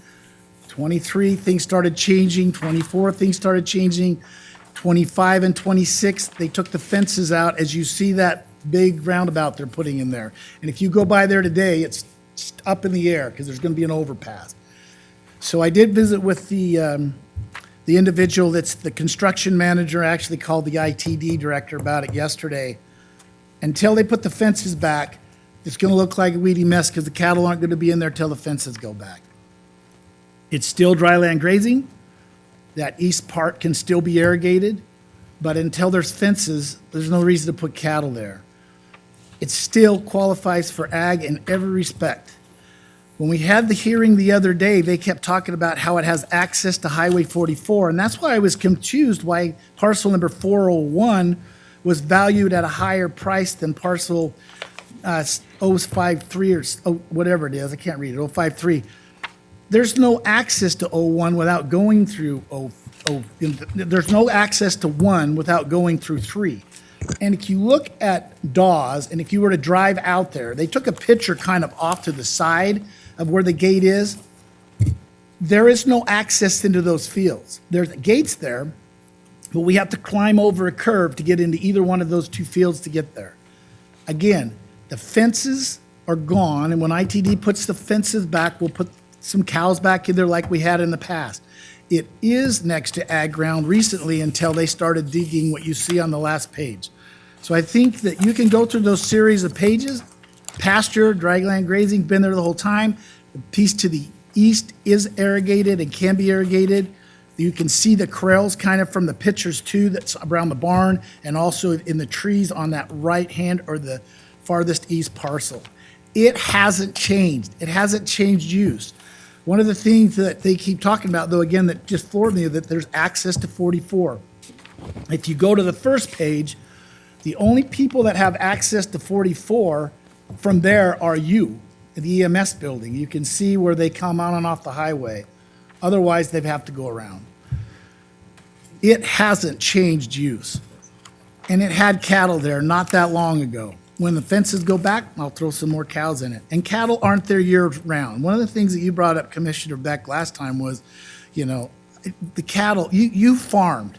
We don't keep cattle on the same place forever. You understand this, Commissioner Daly, you understand this, Commissioner Beck. You're in and out, especially when most of it's dryland farming. It qualifies. The definition of ag, you have to generate $1,000. To give you an idea, that's one calf. It's not that hard to make that happen. But again, there is nothing in statute that I can find, and this is where I think that the assessor will go, about when you have a situation that we have today where the fences were took down because of a project by the state or other governmental entity. When that fence goes back up, and they assure me it will happen soon, we can put cattle back in there. But until that happens, I can't put cattle there. But again, there is a statute, though, that talks about when you're in military service, things like that. So the legislature has thought about the fact that when there's some overlying problem, some loss of the change in classification. Remember, it's not an agriculture exemption. We keep talking about ag exemption. It's not. It's an ag, you know, it's the use. But to lose the use because of a state or a local government project makes no sense to me. Use is the same. And those, like I said, when the fence goes back up, we'll throw some cows in there. And when they get the drain in, then we can irrigate the east piece too, west piece too. Okay, any questions? Go ahead. Yes. Where were the pictures that you sent us that are now in the record? Where was that? Mr. Chairman and Commissioner Daly, those are in the northern two lots, the northern three parcels. I was going to go over there and take pictures and show you where the corrals were on this picture and everything else, but I didn't because I didn't have time to get them in the 48-hour thing or whatever, and I didn't have time to go over there. But those pictures come from the other three parcels that we'll talk about in a few minutes. But you can look at all their transition pictures of those parcels, and if you had a bigger overlay, you would see that those pastures were always there to the right. It was always apparent or next to agricultural ground, and it still qualifies today, even though it's a smaller parcel, because it meets the qualifications of generating more than $1,000 a year. Mr. Chairman, we'd like to rebut. Yeah. I've got a question. We got a couple of questions, and you can go ahead and talk. Okay, go ahead. So I don't know anything about farming, so dry, what do you call it, dry ground grazing? Dry grazing and grazing pasture, similar. Dry pasture is where you don't have water to go into to irrigate it, right? It's not irrigated pasture, but it's dry grazing. It's dry land grazing. You see that when you go out, like when you head south to Mountain Home, you see all those cattle out there in the middle of nowhere. That's dry grazing. It's not irrigated. So what are they eating? They're eating whatever comes up when it's dry. If you look at those pictures, especially in the spring, those eastern ones get green when it rains, and then it dries out later. The western parcel, the eastern parcel, you can't irrigate. The western parcel, you can irrigate the northern part where we have the equipment, but the southwest part, you can't irrigate until they get done with the project because they've taken the drain out. And that happened a long time ago, and that's why it's just been dry grazing on that southwest parcel of that eastern parcel. You split the parcel in half. Where you see where the EMS building is? No, where is it? Where is the EMS building? If you look at those pictures, it's in the top left-hand corner. That's your EMS building. In fact, if you look at the bottom end of that, you can see Idaho Power is above that. And look at the first pictures. You can see how that parcel's drug around. That's your EMS building. With the parcel number 600? I don't know if it has Outside the yellow line? I don't have that passed along.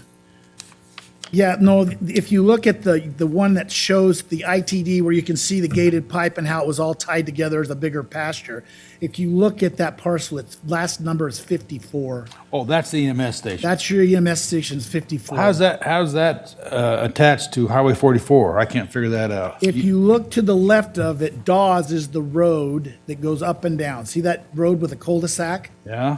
That road has a light that's dedicated solely for the EMS. The only ones that get to use EMS. Right now, it's unusable and you have to go around because they're trying to get the last 2 lanes done. They're doing the 2 middle lanes, and State Street will go back to 2 lanes each way. But you have a dedicated light that comes out there solely for the EMS. Clear up to Highway 44, you mean? Yeah, and so when they put that in, the storage units, if you had a bigger picture, you'd see that across the street from that, tied to the storage units, is a house there. I can see That house. used to be the main office for the storage units, but when they widened Highway 16, they took that away and they rerouted Dawes up and around and then back out to State Street, back out to the road's Moyle.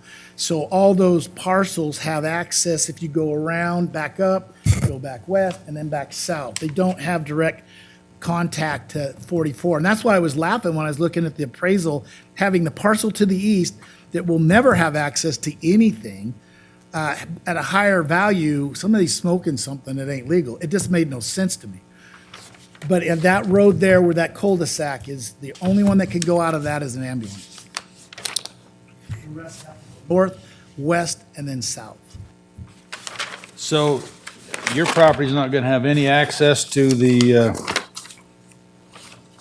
Highway 16, or not Highway 16, the highway that's just on the south side there. There's cars and stuff going down. State Street, Highway State Street. 44, and it will if you go north, and then go west, and then go south.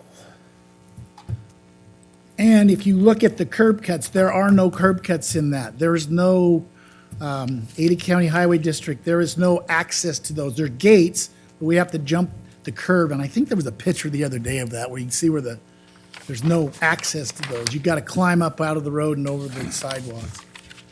So you're suggesting that those 2 parcels will have no access to the State Street?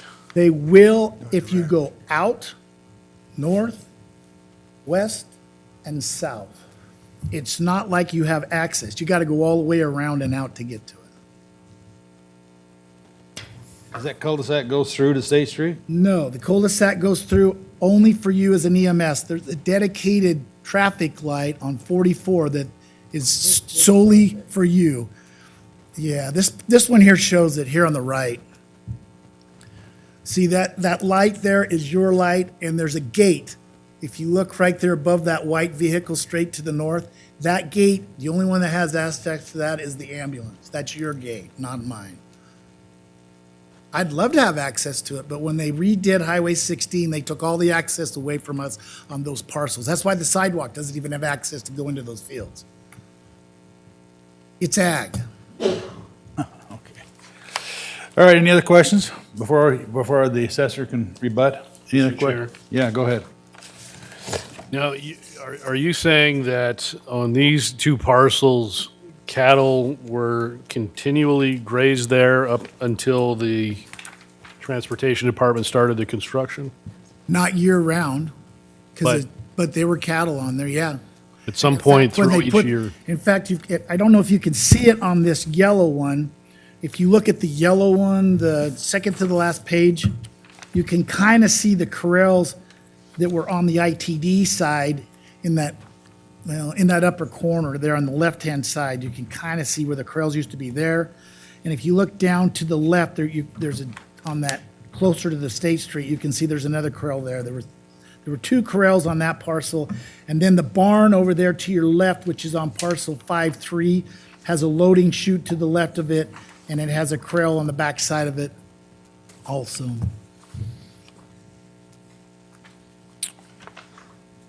But, okay. And so it was your intent to continue to have the cows grazing up until the construction started, which prevents you from doing that because they took your fence The down? last 2 years, when they took the fences down, everything changed.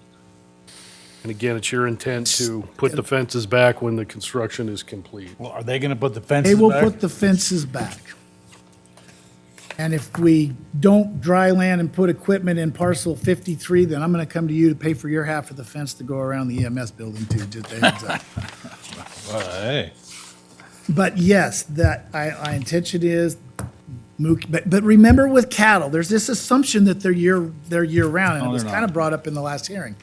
Some of the parcels that we have cattle on toward Eagle, have corrals and we feed them year-round. If you go there today, there's a bunch of cows there, they'll be year-round, the calves and cows. We break them up, though, because there's not enough space for all of them. They go to Middleton, they go to different pastures around.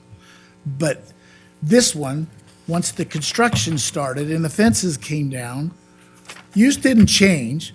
As Commissioner Daley knows, you can fallow ground for as long as you want. Even the statute talks about retiring or the ability not to farm or let it, rest for a while. And that's what we're doing. If they get the fences back up, then we can put critters in there. Our intention will not be to put critters. If you look at that right-hand picture, you can see the barn and the corrals. Used to be a corral here and a corral up there. You can see the corrals around here and a loading chute right here. Our intention will be to continue to leave that piece around you. You can see the equipment around it. Keep it that way. We could farm it, we could put water in it. It has water, but it's better to put the equipment there. It's easier for me and it's easier for you because you don't want to buy a fence. And how long has it been since the last cows grazed? Probably 3 years. Last 2 years of when the fences have been down, a couple years ago.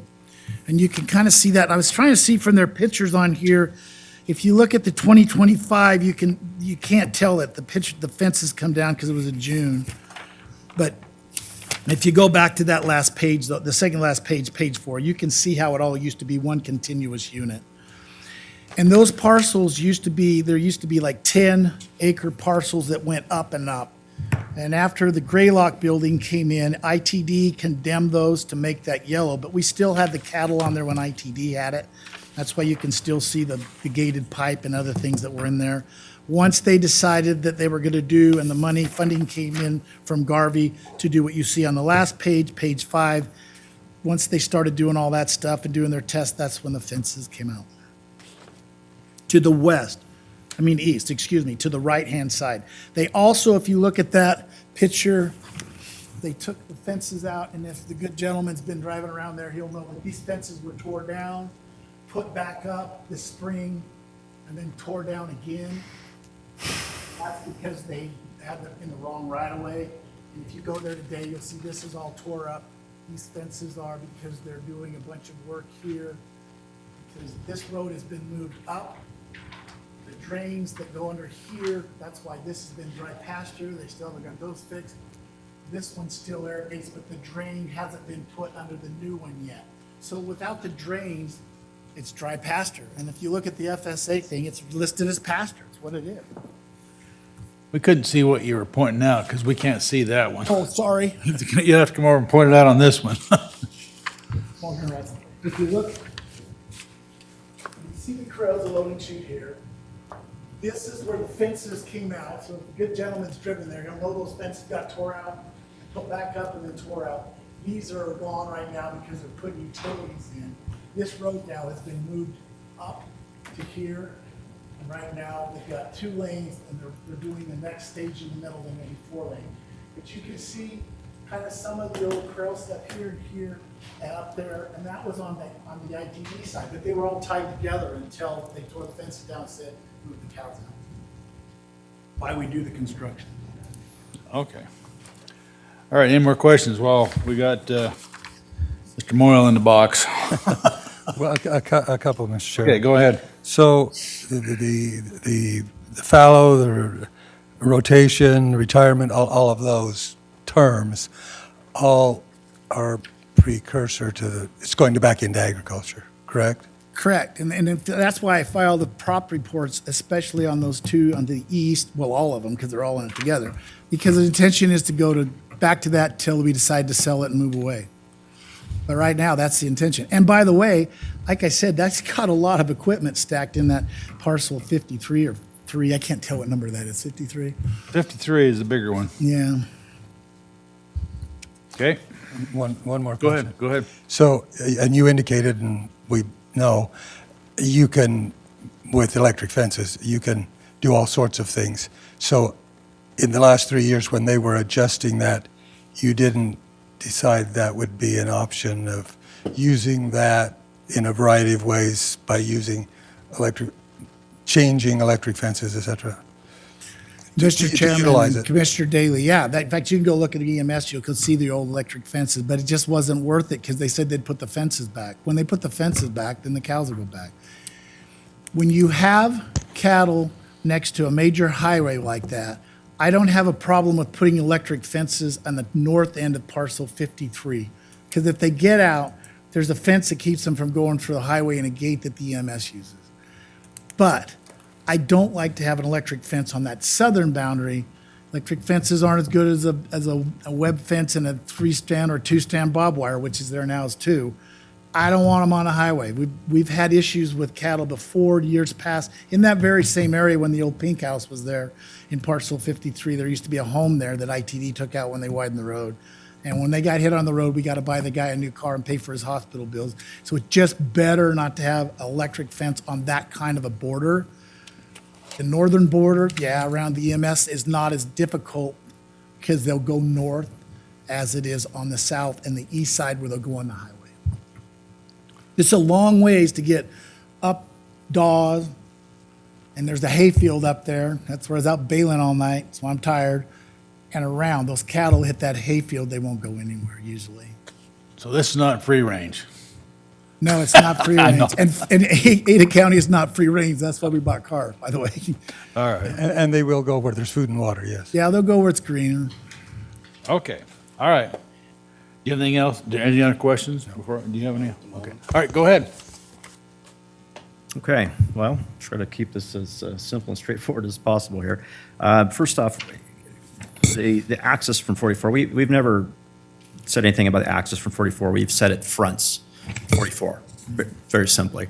And that, to us, doesn't have any bearing on whether this land can be grazed or agged or whatever.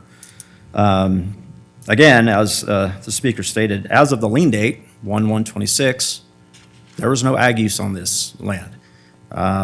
It's our opinion that fences could have been put up, that land could have been grazed.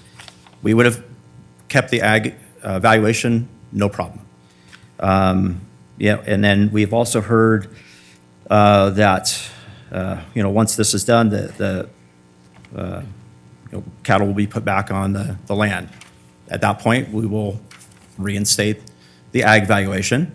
That's absolutely not a problem.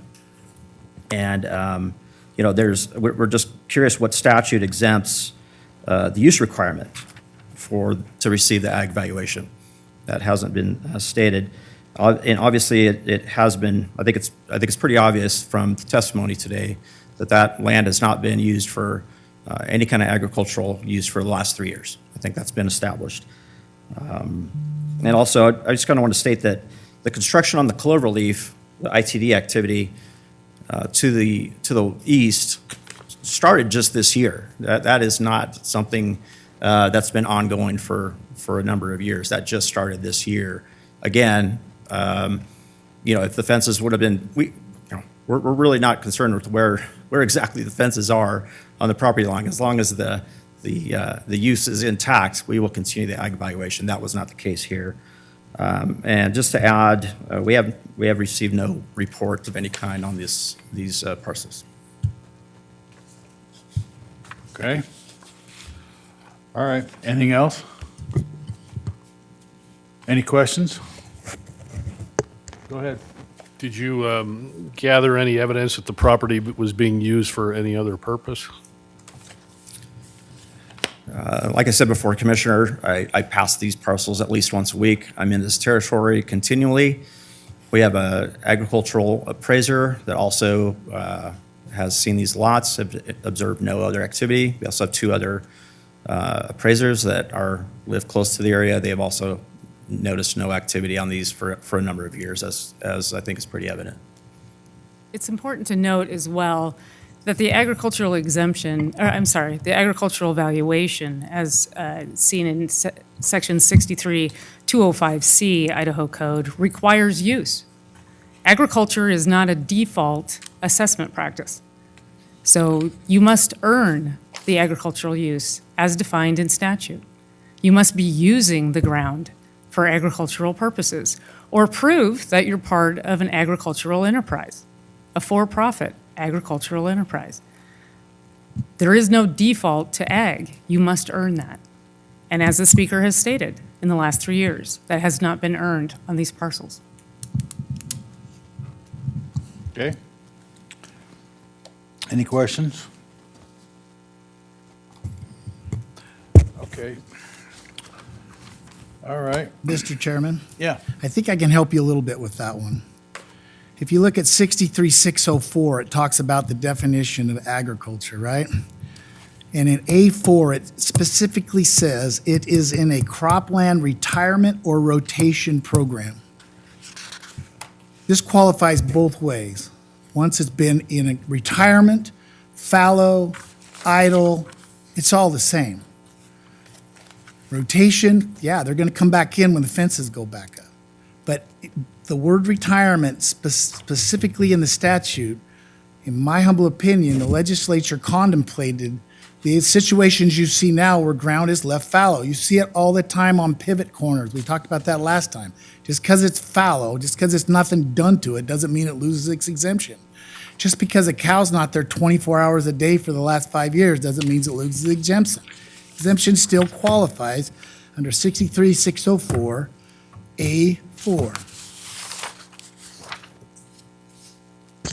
Mr. Chairman? Yeah, go ahead. That's why I asked the question.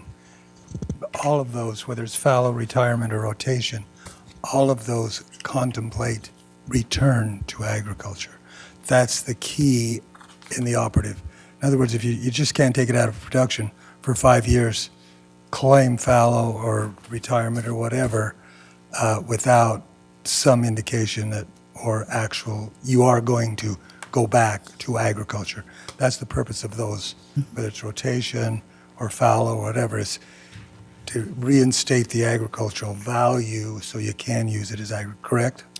Mr. Chairman, yes, and that's why I've made it clear that when the fences and things go back, there'll be cattle there. They won't be there 24/7, 12 months out of the year. There's not enough for them to be there, but it will go back to that use. And it's in that use today. If you look at that one parcel, it still has all the equipment stored around it. The problem with that statute, though, is it makes it clear it has to be pertinent to or next to agricultural ground, but it says you can't include roads. Roads can't be a limiting factor, and if that's the case, it still qualifies because there's a hayfield north of it. But I don't want to argue that point. The intention is, as in other fallow retirement or rotation programs, that when ITD gets done and the fences that are good enough to keep the cattle from going on the highway go back up, then we'll put them in. And if the county commissioners would like, we can come help, you can help us pay for some fences, and we'll put some cows so you can look at them in the backyard at the EMS station. I don't care. They can eat the weeds between the equipment that's parked there. Okay, any other questions? Any other questions of Mr. Moyle or the assessors?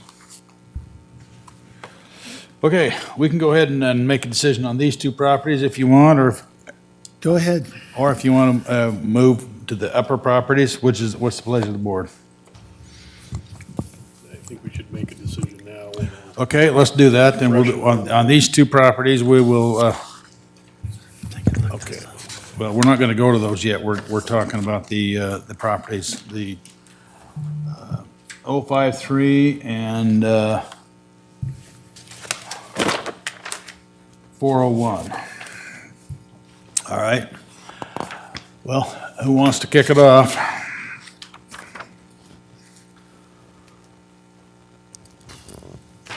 Mr. Chairman? Yeah, go ahead. These, I think, are probably the most, I mean, for discussion purposes, the most likely to qualify this year for the continuing of the ag exemption. I'm inclined to go there because of the intent. Again, the fallow, because the first, the part that Mr. Moyle was talking about, the qualification actively devoted to agriculture, because that's the section he's talking about, actively devoted to agriculture, and it delineates those things, and the last thing is, it is cropland retirement in a retirement or rotation program. So if that is the case, And of course, if it's not the case, then the applicant will know next year it's going to come back and it'll have a quantum leap. If it's not agriculture, it's going to be a quantum leap. So I would be inclined to accept it for one more year based on the usage in the past. It's been, and as the assessor said, they did give it agriculture in 2025. May or may not have been appropriate, but they did. And so with that, I would be inclined to support the ag exemption for those two bottom parcels. Okay, any other discussion? Mr. Chair. Yeah, both sides make good arguments. It's a interesting case. We've not had a lot of the facts in this case on any other application in the 6 years I've been doing this. So we did table this for a legal examination. We didn't get a lot of guidance from the Supreme Court on the type of circumstance where use is delayed due to extenuating circumstances or circumstances imposed by the state, as the case here. I don't think we even saw any cases really diving into the definition of crop retirement or anything like that. And so without Supreme Court guidance, I'm just kind of looking at it from a common sense, reasonable interpretation based on the facts and the evidence we have in front of us. And obviously, the assessor's office, very high win ratio, and we tend to defer to them because primarily they're the subject matter experts on determining the value of property, and appellants who come before us rarely bring their own subject matter experts to rebut. In this case, I would have to say that Mr. Moyle is a farmer and he's a legislator, and so that would probably make him a subject matter expert on the definition of farming as contained in Idaho code. And so his testimony is certainly persuasive on that issue. And so I would say, based on the intent to return it to ag from its state of fallow, which is imposed by the state of Idaho, I would be inclined to second a motion to overturn the determination and return this to an agriculture exemption. Mr. Chairman, just as a follow-up, I think I need to make this as well. I think there could be persuasive arguments on both sides, I guess, that's what I'm saying.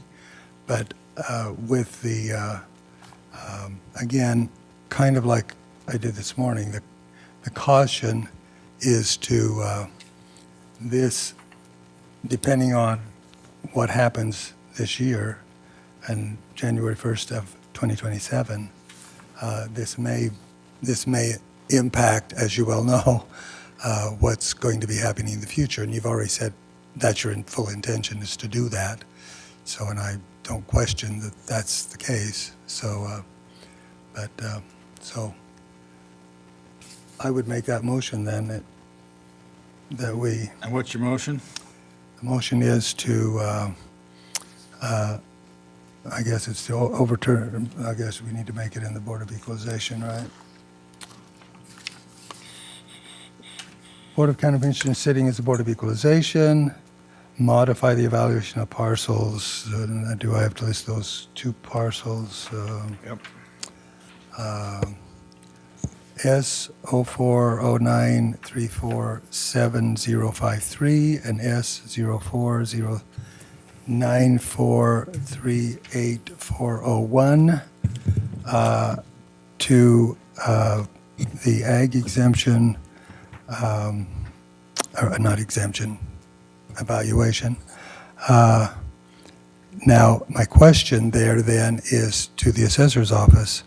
Since it started in 2022 at 3,300, went to 4,100 in 2025, would we need to add it as a higher value in 2026 with an ag evaluation?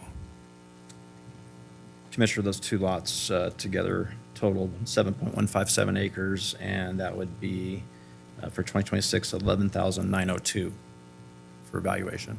For them combined? Well, they have two separate valuations. But One they for need- 5,053 and so one the- for 401. I'm sorry, yes, Chairman, the parcel ending in 401 would be 4,109, and the parcel ending in 053 would be 7,793. Okay, so that's what I put in there. 401 would be how much again? 4,109, 109, you say? correct. And what would 53 be? 7,793. So that, Okay. those are the figures in my motion then. Okay, that's your motion. Is there a second to that motion? And authorize the chair to sign the documents on behalf of the board. All right. All right, the motion's been made. All in favor, say aye. Aye. Aye, motion carries. All right, now we'll go to the upper portion. And Are we starting with the assessor, Mr. Chairman? well, no, we'll let, if he wants to add anything, then he can start out with, if he wants Thank to. you. Let me see what they said. We'll listen to the assessors, please. Okay, go ahead. Mr. Chairman, as we start today, I feel that it's very important, just for the record, just to put on the record, since this is the second hearing we've had regarding the Moyle property, I'd like to state for the record that at this time, Speaker Moyle is neither the owner of record of the subject parcels under appeal today, nor is he an attorney representing the owner of record. In my testimony now, I'm turning to those three northern parcels. This parcel numbers are S040942, ending in 8015. The second parcel ends in 8220, and the third parcel is 8240. So as we begin here on page 1 of the packet, you can see here, it's a current photo of the northern three parcels. Right. It's listed as page 1. Just a little background on these parcels. The application and plans submitted for the approval of the Mink Creek subdivision was brought before the City of Star on November 1st, 2018. The application was presented to the Star City Council at their meeting on April 2nd, 2019. And in May of that same year, the City Council unanimously approved the annexation and rezone of the land, the preliminary plat for the Mink Creek subdivision, a conditional use permit for the excavation of a private lake, and a temporary use permit as well. So if you would turn to page 2, the second picture that we have in that packet, this photo, if you look at the very top of the photo, there's a series of dates. The one in the red box is the date that this picture was taken, and that's April 2019. As you can see, this property is actively devoted to agriculture. We see the row crops there, everything is in place for actual agricultural use, and of course, these three parcels were assessed as agricultural land. During the same period of time, in April of 2019, the Star City Council held a meeting and public hearing for Mink Creek annexation, the preliminary plat, the conditional use, and the temporary use permits. The preliminary plat is contiguous to the first phase of the Republic Storage self-storage facility, which then allows the annexation of the subject parcels into the City of Star, city limits. The preliminary plat proposes residential lots to be developed around a 20.5 acre lake. The conditional use permit is for rock crushing, and it's stated in the preliminary plat that this is specific to material extraction for the private lake. According to the preliminary plat as well, the residential lots will be serviced with central sewer and water, all necessary utility services, including public streets designed to the standards of ACHD.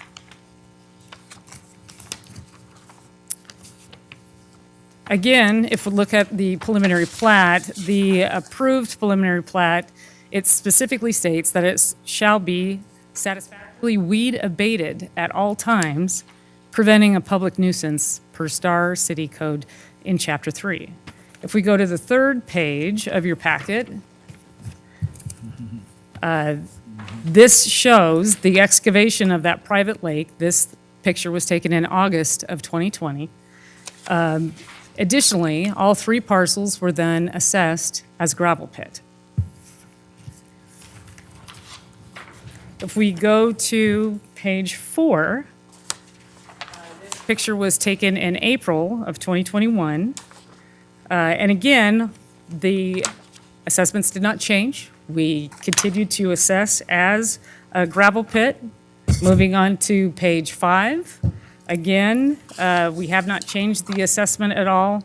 We can see in June of 2022, the gravel pit is still showing as a pit on the overhead photography.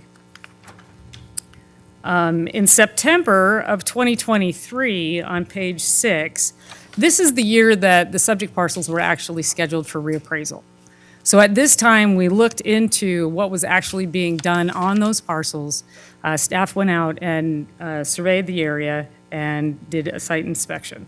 So at this time, this photo in September of 2023 was the latest photography that we had to review the 3 parcels. They were continuously assessed as a gravel pit at that time. During the same period of time, the City of Star approved the Mink Creek subdivision's preliminary and final plat on May 2nd, 2023. Again, this consisted of 9 residential lots, 1 commercial lot, 1 industrial lot, and 1 common lot, identified as the private lake, which will serve as a water amenity for the development. So that totaled 12 lots. So again, this is the most current photo as we're moving into the 2024 assessment cycle. After assessment notices were sent out to property owners in the spring of 2024, our office received a phone call from Commissioner Moyle, the Speaker's wife, stating that the gravel pit at that point in time was depleted. Again, that temporary permit was just a temporary use as a gravel pit to extract material to then develop the private lake. The most current, again, aerial photograph at the time was outdated. Now, Commissioner Moyle on the phone made no mention of the many site improvements or developed infrastructure currently on the site at the time those assessment notices went out in 2024.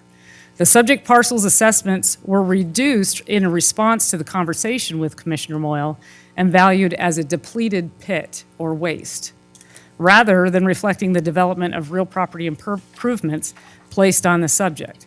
If we could go to page 7, this is what should have been assessed for 2024.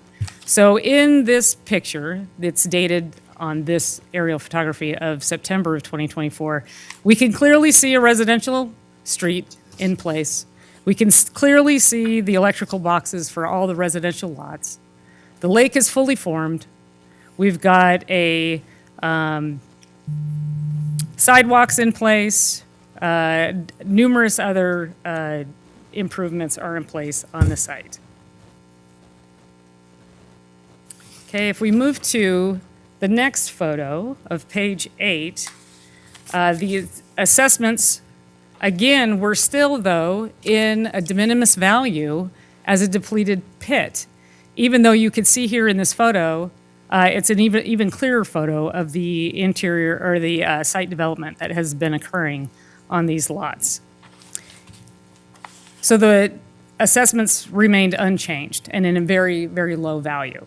But in December of 2025, Ada County Development Services received the preliminary plat for Mink Creek subdivision, which includes Lynn's Landing Lake, the private lake, which also demonstrates the 9 half-acre residential lots, 1 commercial lot, and the common area.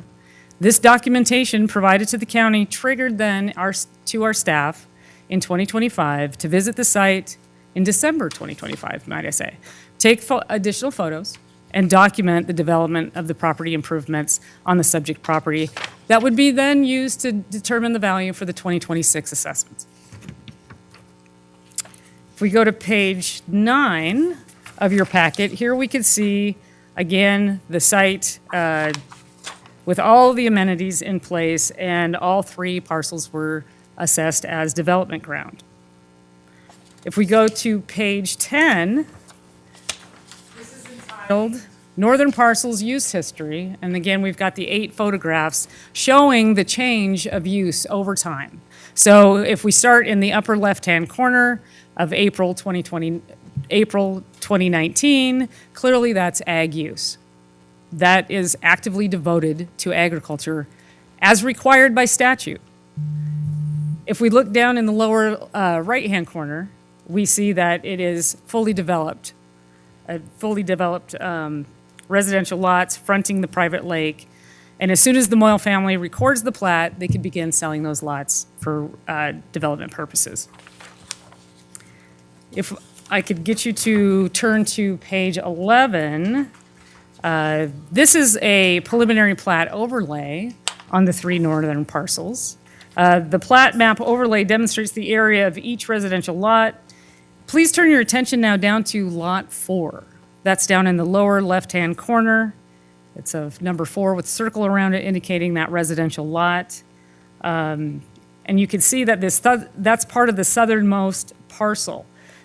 The southernmost parcel is there highlighted in yellow, so the boundary is yellow. You can see that that's 100 feet wide, and that encompasses the vast majority, the lion's share of that residential lot. That's a lot of buildable area. That is encompassing almost a half an acre just within that lower parcel. This 3rd parcel down here is not a thin right-of-way that has no value. This is quite a large landmass. This is a very large area, and it's not an unusable right-of-way as the speaker has described in the previous hearing. If we go to page 12, this is a series of photos that show the street-level view of the development ground. You can clearly see the road construction, the sidewalks, the lampposts, fire hydrants, electrical boxes, and most importantly, a thick overgrowth of weeds. I should point out that this, again, is a clear violation of the condition of approval of the preliminary plat requiring weed abatement at all times. I want to emphasize that this is nothing more than weeds. In these photos, you can clearly see there are no row crops. There is no grazing. There is no ag. Our office received a phone call to discuss the appeal from the Moyle family on June 25th, 2026. On the call, Speaker Moyle admitted he had not planted any crops on the subject parcels. He then asserted that he would plant corn on the proposed residential lots, now almost July in one of the driest water years on record, only because of this appeal, telling us that the corn would be in by the end of the week.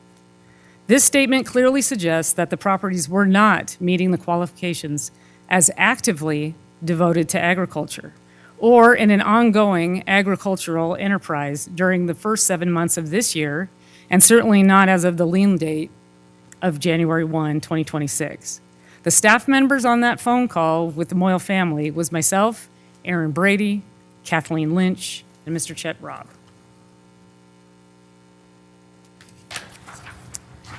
As you stated earlier in the hearing today, Mr. Chairman, you received personal text messages from the speaker with information he stated will help his case following our previous hearing. Speaker Moyle provided a series of 3 discrete photos to Chairman Beck allegedly of the subject parcels. The photos do not note a time or date that the photos were taken. The photos show a field being mechanically prepared for surface irrigation by forming irrigation corrugates. Only one pass was noted in the photos. None of the photos provided show a tractor with a seed hopper. There are no seed boxes. No evidence was provided to demonstrate the actual sowing of seed.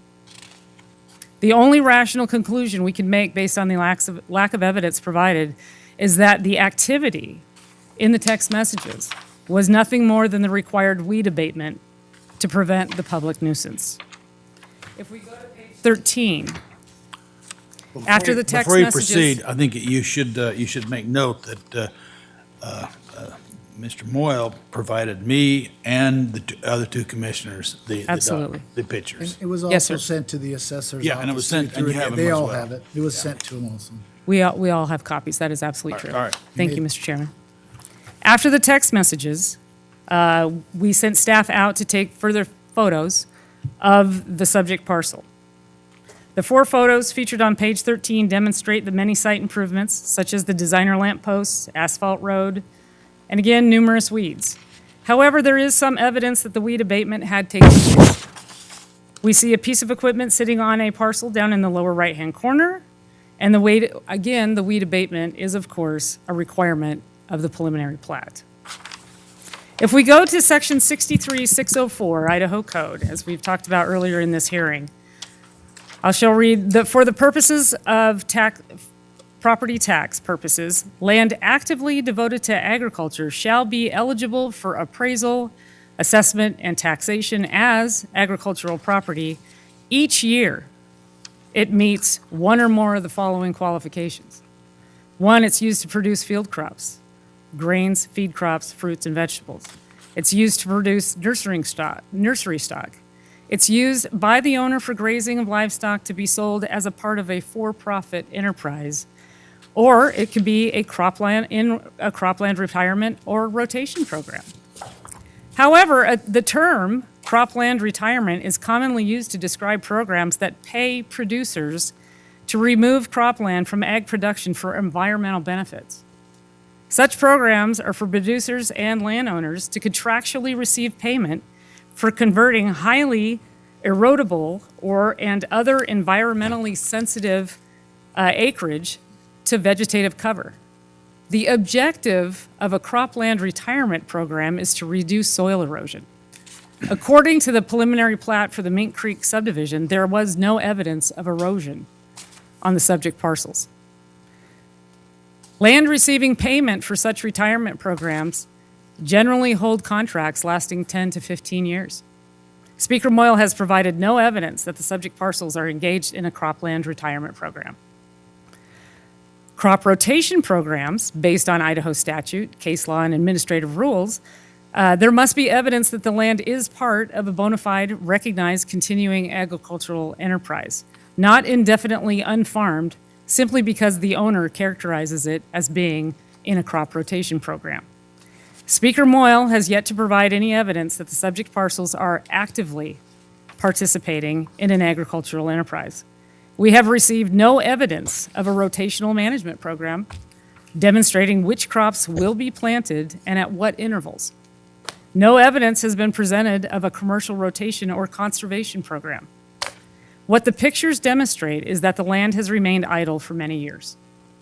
There is no future crop sequence exists or is planned. No conservation or rotational records exist. Weeds and brush dominate the property as of the lien date, and the land is simply being held for future development. At this time, I'd like to pass it back to Mr. Chet Robb. Okay, go Several ahead. more exhibits. Thank you. Starting with page 14. Last week, it was asserted that the assessor's office, Which document? I'm sorry, we're on page 14, Chairman? Is that, oh, the big one? Okay. Yeah. All right, 14, got it here. All right, go ahead. Last week, it was asserted that the assessor's office simply removes agricultural valuation as soon as a preliminary plat is received. We refute this statement and are providing 3 examples for your review that show different proposed developments in the county and how they were valued for the 2026 assessment. Page 14 shows the TM Center subdivision number 2, where we received a preliminary plat, also not recorded. In 2025, this parcel had an agricultural valuation, which was retained for 2026, given its continued use as agriculture. If you turn to page 15, please. Page 15 shows the Terraview subdivision, number 6, also under a preliminary plat, not recorded, with part retaining the agricultural valuation and part receiving a development land valuation for 2026. If you look at the lot outlined in red to the west, that parcel did in fact maintain its agricultural valuation because, as you can see, it was truly being agged. The lots to the east, there's two lots, there's actually two parcels there. The agricultural valuation was removed because, as you can see, they are starting to cut in roads, and that is going to be developed for residential use. Page 16 shows the Avani sub. This is also under a preliminary plat, not recorded, that had an agricultural valuation in 2025, but was changed to a development valuation for 2026 since it was no longer being agged. And that's very apparent by the overhead view and the pictures that were taken. If you turn to page 17, you'll see a simple chart which shows the 365 parcels in the county with no recorded, I repeat, no recorded plat that are valued as development ground. These lots have a combined valuation of over $690 million. It is notable that not one of the other owners of these 365 parcels has filed an appeal for 2026. We are asking that the subject parcels be treated no differently than any other similar parcel in the county. We have presented data that shows our current valuation is sound and supported. We have shown that there is no agricultural activity on the subject parcels as of January 1st, 2026. We have shown that the Moyle properties are being treated fairly and equitably. Again, looking at page 17, if these 365 parcels were given the same favorable treatment that the Moyles are asking for, you could be looking at potentially removing almost $700 million from the property tax rolls. Obviously, this could create a sizable imbalance, shifting the tax burden significantly. Thank you. So as you can see, Mr. Chairman and Commissioners, we've worked very hard on our presentation today. The 5 members that make up our team who researched the Mink Creek subdivision and have demonstrated fair and equitable assessments of all the development parcels in Ada County, we all have a combined 120 years of appraisal and assessment experience. We take our jobs very seriously. We ask that the board rule in favor of the assessor's 2026 value conclusion, affirming the statutory requirements of actual and functional use as of the lien date of the 1st of January of each and every year, which for the subject parcels, as is clearly indicated by the numerous photos we've provided you today, show the use is development ground. We also ask that the board affirm that the requirement for a favorable agricultural assessment requires that land actually be actively devoted to agricultural practices, and that Speaker Moyle's family, who owns the subject parcels, pay their fair share. With the increasing number of new developments in our community, growth needs to pay for growth. As the board stated in an appeal hearing earlier this morning, the obligation of the board, sitting as the Board of Equalization, is to apply the law as it is intended, not to improvise what might have been. This applies not only to the Moyle family, but other property owners that might be doing similar things in the county as well. The Board of Equalization, we ask that you view this appeal in the terms of what the implications are more broadly than just this appellant. The Moyle family should be treated just like everyone else. Thank you, and we're happy to stand for questions. Okay. Well, I have a couple of questions. I'd like to clear up a couple of items. One, you started out the discussion by suggesting that these properties were owned by the Moyle Family Trust, the Moyle, Joseph and Lynn Moyle Family Trust, and you questioned rather Mike Moyle had the right to speak on that because we don't know the ownership interest or anything. Is that correct? Yes, Mr. Chairman. Okay. Well, I don't know what the. However, some of the documents that you've given indicated that the city of Star relied upon Mike Moyle to represent the family trust. Now, I don't know if they calculated, because most governments, including Ada County, if there's a land use change, you have to demonstrate an interest in the property before you can get activity to do a land use change. And so I'm guessing that provision was made in Star. I don't know. I don't know. So I wouldn't want to question myself this time whether Mike has the capability, because we have an ordinance. We'll only speak to a property owner who has an interest in the property or their lawyer. That's correct.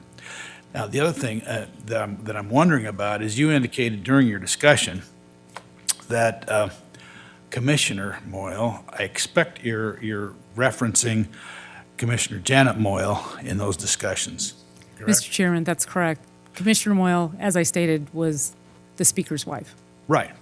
And in your discussion of changing the use to wasteland or whatever. Depleted gravel And so pit, apparently yep. your staff was perfectly willing to discuss aspects of the property with Speaker's wife. That's the information I have. Okay. I just want to clear that up, that it doesn't seem, because we're viewing Mike Moyle as a citizen that has a grievance that he wants to redress. That's why we're here. Okay. I just want to clear that up, that we're not questioning his capability to speak on behalf of the Moyle Family Trust. Okay?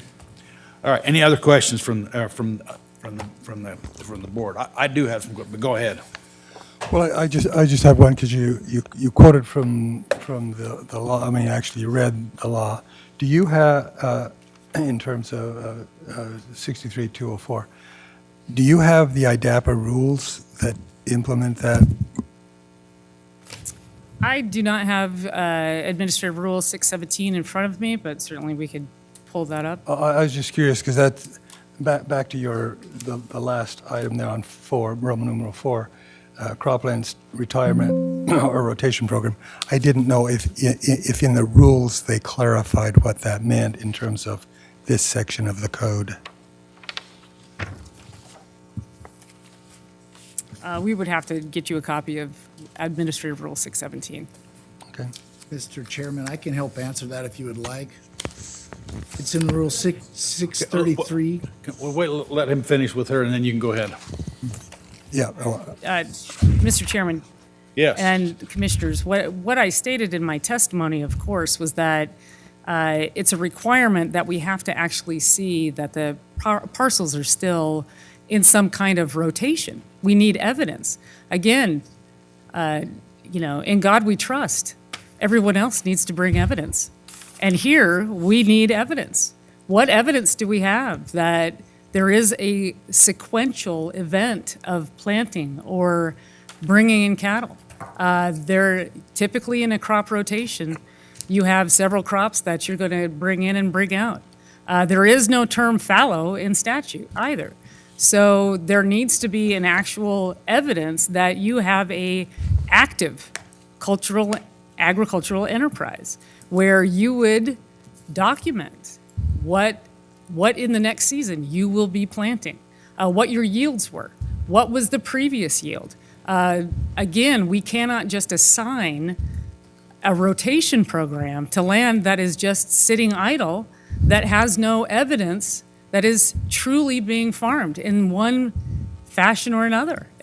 There are no crops being rotated around that parcel so that parcel could have an overgrowth and rest before the next year's planting. A bona fide farmer, as many people in my family, they document those things. There is evidence that you could see there. We have no evidence. That's what we're stating for the record, is we have not received any evidence that there actually was a rotational plan, a management plan in place that could be shown to us and shared with us so that we could classify this as a crop rotation. Thank you. That's why I asked if the IDAPA rules gave us any extra, but thank you. I have some other questions. Go ahead. No, go ahead. Back to page 11, I should say. I just lost it. In the big packet. Go right ahead. So, at what point in time, because you indicated that November the final plat, it was submitted in November of last year, correct? We received the preliminary plat in December of 2025. And when will that be finalized? Or what's the process for finalization? I believe what I've heard, perhaps one of our staff could correct me if I'm wrong, that there are still some surveying issues that are being cleared up, and as soon as Development Services with Ada County receives those survey corrections, then will approve the final plan, and then it's up to the Moyle family to determine when they want to record that plat. And that was my next question is, when will it become operative in terms of having the lots reassessed, as it were, the whole process of the development itself reassessed? And like you were saying on number 4, that whole long lot, because that's one of the 3 parcels that we're Right. talking about here. So, Mr. Chairman, when this is operative to be sold as residential lots will be up to the Moyle family. As far as the assessment, every January 1, we need to be applying the appropriate assessment by law. And the appropriate assessment for 2026 and 2027, as we can see here, is as development ground. Once the plat has been recorded and they start marketing these lots, then certainly we will assess these lots as residential lots. And then once improvements are placed on the parcels and they're actually occupied, then we will place those improvements on the property roll. But every January 1, the assessment is up to what the law dictates to us. And so currently, they are not marketing these lots for sale. We are valuing them as development ground. Thank you. Anything else? No, not right now. Well, I did have one follow-up question to your presentation. You indicated that these 3 parcels in 22 had an ag determination, but I'm looking at the parcel ending in 015. It had a gravel pit determination in 22. Did I miss- Yes, sir. Did I? On page 5, that's correct. So they were assessed as gravel pit. No, you in indicated that all 2025. 3 of them had agriculture, but there's clearly they didn't. At least this one was. No, in 2019, they were all assessed as ag. Okay, well, you indicated that they were, okay. So that was just a mistake then. Because 22, the parcel ending in 015 was articulated as gravel pit. The other 2 had ag use for that year, 22, and then they went to gravel pit and waste. The way My presentation states that the gravel pit assessment started in 2020. Except for the bottom 2. No, sir. Except for 220 and 240, because the documents that you give us earlier has 22 as ag, and 22 as ag, and 23 as gravel pit and waste on both of them. That's all. I'm sorry, Mr. Chairman, you're absolutely correct. Yes, absolutely correct. Thank you. I just wanted to make sure that I understood you correctly. So. That was perfect. All right, do you have any questions, Commissioner? I guess my question would be, in your determination, when would a piece of land that's assessed as waste value, when does that use officially change in your mind? Again, waste would, Mr. Chairman, Commissioners, waste certainly is not, of course, a default assessment, right? We would have to go out and see that the land is scarred or it's in a category 190, which would be for roads or a canal or something of that nature that's not usable. Once there's actually a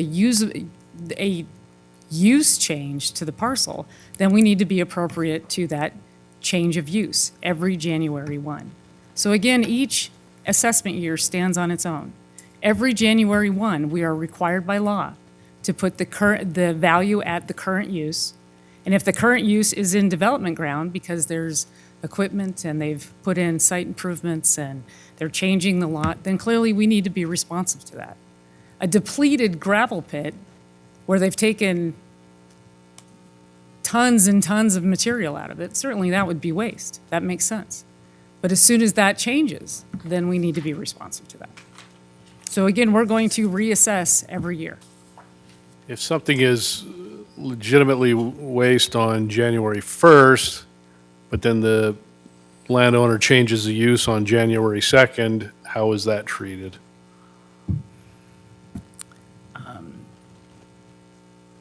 So the law states we need to, all of our assessments are predicated on January 1 of each and every year, 12:01 a.m. specifically.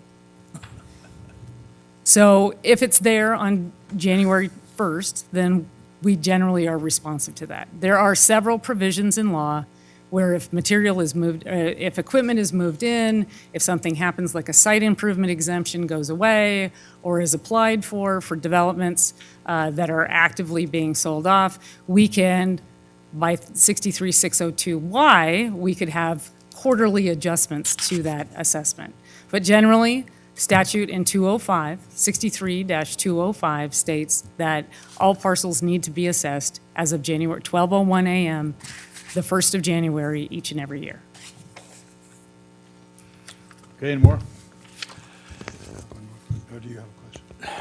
Well, I'd like to get into, because I still haven't determined, we got the package you gave us on the 30th, but how did you arrive at these numbers? The valuation, the 2.7 million, the 1.2 million, and the 355. How did you arrive at those numbers? And because that's what, if we agree with your assessment, or I mean your this is development land, and it looks like it could very well be described as that. How did you arrive at those numbers? Thank you, Chair. I'm sorry. Okay, yeah, just real quick. So page 14 of that packet from the 30th, those are the large raw land comparables that we used. We have five. Okay, we have five comparables there that we use to determine raw land valuation. We took that raw land valuation and added in our estimate of improvement cost. And that's what you have on the page 12, right? Let's see, I'll go back here. Page 11. 11? Page 12 itemizes the Right. actual cost of the materials that were utilized, put in place on the parcel, such as the roads, such as the electrical boxes, the street lamps, the fire hydrants, the curb and gutter, the And sidewalks. these are your estimates of cost, correct? That's correct. They're not, We would suggest that they're quite conservative. well, I think looking at that, they could be considered conservative, but I don't know. Just for reference, Chairman, we've got estimates from a number of developers in the area. We're estimating that gravel pit was about 225,000 yards, and that could be about $9, easily be about $9 per yard. Now, what we don't know is if the benefit of, the rock crushing operation offset that or not. We asked for those figures, and we're not given those. Well, of course, that's when because you already assessed it earlier as a gravel pit for the income, and that's years past. Now these numbers are estimated. So you're estimating that the Moyle family has spent $1.5 million in development, and what's observable and been completed. Correct. Okay. All right. Go ahead. My question related to that as well. What year were these cost figures taken? At what year were the 1.5 million established?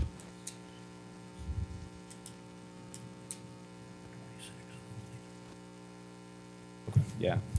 All these costs were taken from the 2025 Marshall and Swift 2025, estimation. okay. Yeah. I didn't know if they were back in 19 or whatever. Thank you. No. Okay. Any other questions? Okay. All right, Mr. Moyle. Thank you. This is fun stuff, actually. That's why you, Pictures, let's go through the pictures together. okay, If you go with me in the timeline, you can see where we get the approval, just like the good Miss Ireland said in 2019. See, it's ag. We get the approval, you can start seeing the process of it being developed into the pond.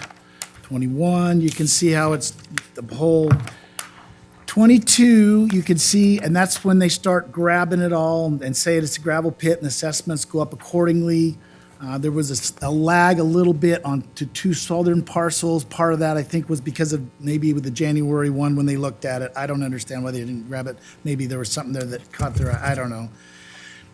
23, again, you're seeing the end of the gravel pit. It's finished, right?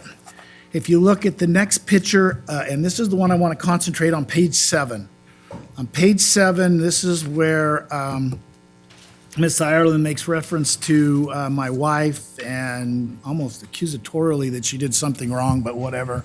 If you look at this picture, that's done in September. Remember, the law says what it was like on January 1st. And on January 1st, all these improvements that she's worried about weren't there yet. January 1st, that pond was filling up. So their assessment was correct in 24 and 25. There is concern that she brings up with the improvements, and I assume she's talking, and she did mention the road and the Idaho Power, well, the power boxes on the property. But I would remind you, doesn't matter, the use was still the same. It still would be classified as ag. And in fact, in the statute, it makes it very clear that the actual and functional use of a major shall be a major consideration when determining market value for assessed purposes. That's in 63-208. It's still considered set aside ag, and we can talk about that in a minute, Commissioner Daly. I can show you what the rule says so you understand that a little bit better. It also says in 63-604 that the purpose of this section, for the purpose of this section, the act of platting land actively devoted to ag does not in and of itself cause the land to lose its status as ag, land being actively devoted to ag. Let me say it again because I'm really tired. Section 7 says, for the purpose of this section, the act of platting land actively devoted to agriculture does not in and of itself cause the land to lose its status as land being actively devoted to agriculture. The legislature took into consideration, you have situations like this where you've got this transition fact going back and forth. It's also, I think, why the legislature put in the law that we talked about earlier, and Ms. Ireland referred to that. Number 4 in section 63-604, A4 says, it is a crop land retirement or rotation program. It was in retirement while that was being done with that gravel pit. Then it goes back into ag, which is what it is today. You can go look at it. It's a cornfield. Now let's look at the pictures. I love the pictures, especially when we get back here farther. What page are we at? Let's go to page 12. Miss Ireland liked to talk a lot about the weeds. If you look at those pictures, you can see how those weeds have been sprayed. If you look at the picture on page 10, you can see how we actively keep those weeds under control. And in fact, on page 12, the earlier pictures in April 13th, you can see the green. It was weeds that hadn't been sprayed yet. But if you look in the other picture that was taken recently, as in 623, I mean, not 623, yeah, I think that's when it was, the bottom left and the bottom right, you can see how the weeds have all been sprayed, they've all been cleaned out. If you turn the page, you can then see from the road where all that land has now been, you can see kind of in the top left, you can see the sprinkler heads because it's sweet corn. You can see the same thing in the top right picture. You can see the tractor in the bottom right picture where the hand lines are coming out of that tractor and going north and south. Now, one of the things that keep getting brought up is as of January 1. January 1, that had been sprayed. It was actually devoted to ag. It was set aside and idle till we got to the point where we were going to plant it. Sweet corn we plant throughout the year. Sweet corn is, this harvest will be the middle of September. Kind of an interesting note you might find interesting, when the Western Idaho Fair happens in this valley, it drains all the money out of all those fruit stands. It's kind of interesting how it goes to the park. But then when you start back into September, the sales of sweet corn and those other kinds of, commodities go back up. We do this plant up till almost the 15th of July sometimes. It's not unusual to plant sweet corn. And if you go out there today on your way home, you'll be able to roll it out. It's already up. It does qualify for the ag exemption. Nothing's changed at all on that respect. The other thing I want to emphasize is they keep wanting to talk about the plat. The plat. The plat means nothing. Again, that's why I read the statute. Just because it's platted doesn't mean it loses its agricultural exemption. Just because and the plat hasn't been approved. They've got the values this year as if it was approved and we could sell those lots. We can't sell those lots. There's nothing to sell because the plat has not been approved. I think that's important to understand. They are asking to run the value up on those three parcels to $4.357 million, or roughly $680,000 an acre. $680,000 an acre. Doesn't work. They can't be sold. It's ag. It's got corn planted on it. The requirements to meet the ag were met on January 1st, and I think that's why I thought it was important to mention the concerns that Miss Ireland had with 2000 and what was it when she referred to my wife, 2024. That's why I wanted to make sure you saw that picture and how those improvements weren't there on January 1st. To try to go in and think that somehow she lied to them kind of bothers me, but that's a story for another day.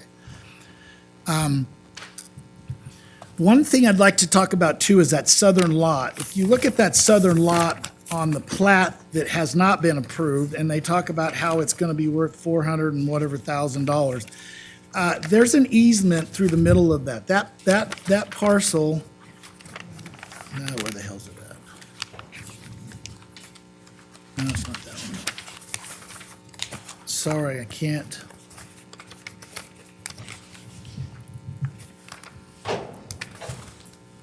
I thought there was one that had the. It's drawn around with the yellow line. No, where's it at?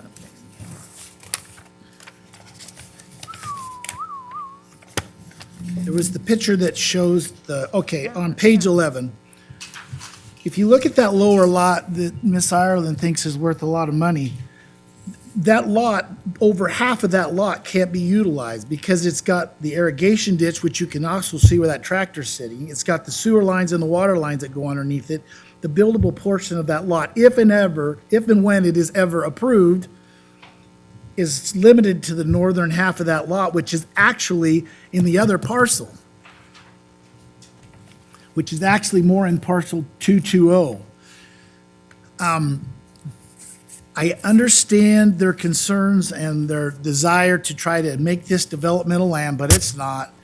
The statute also is clear that you cannot take away an agricultural exemption when it's part of a financial or a money-making agricultural enterprise, which we are.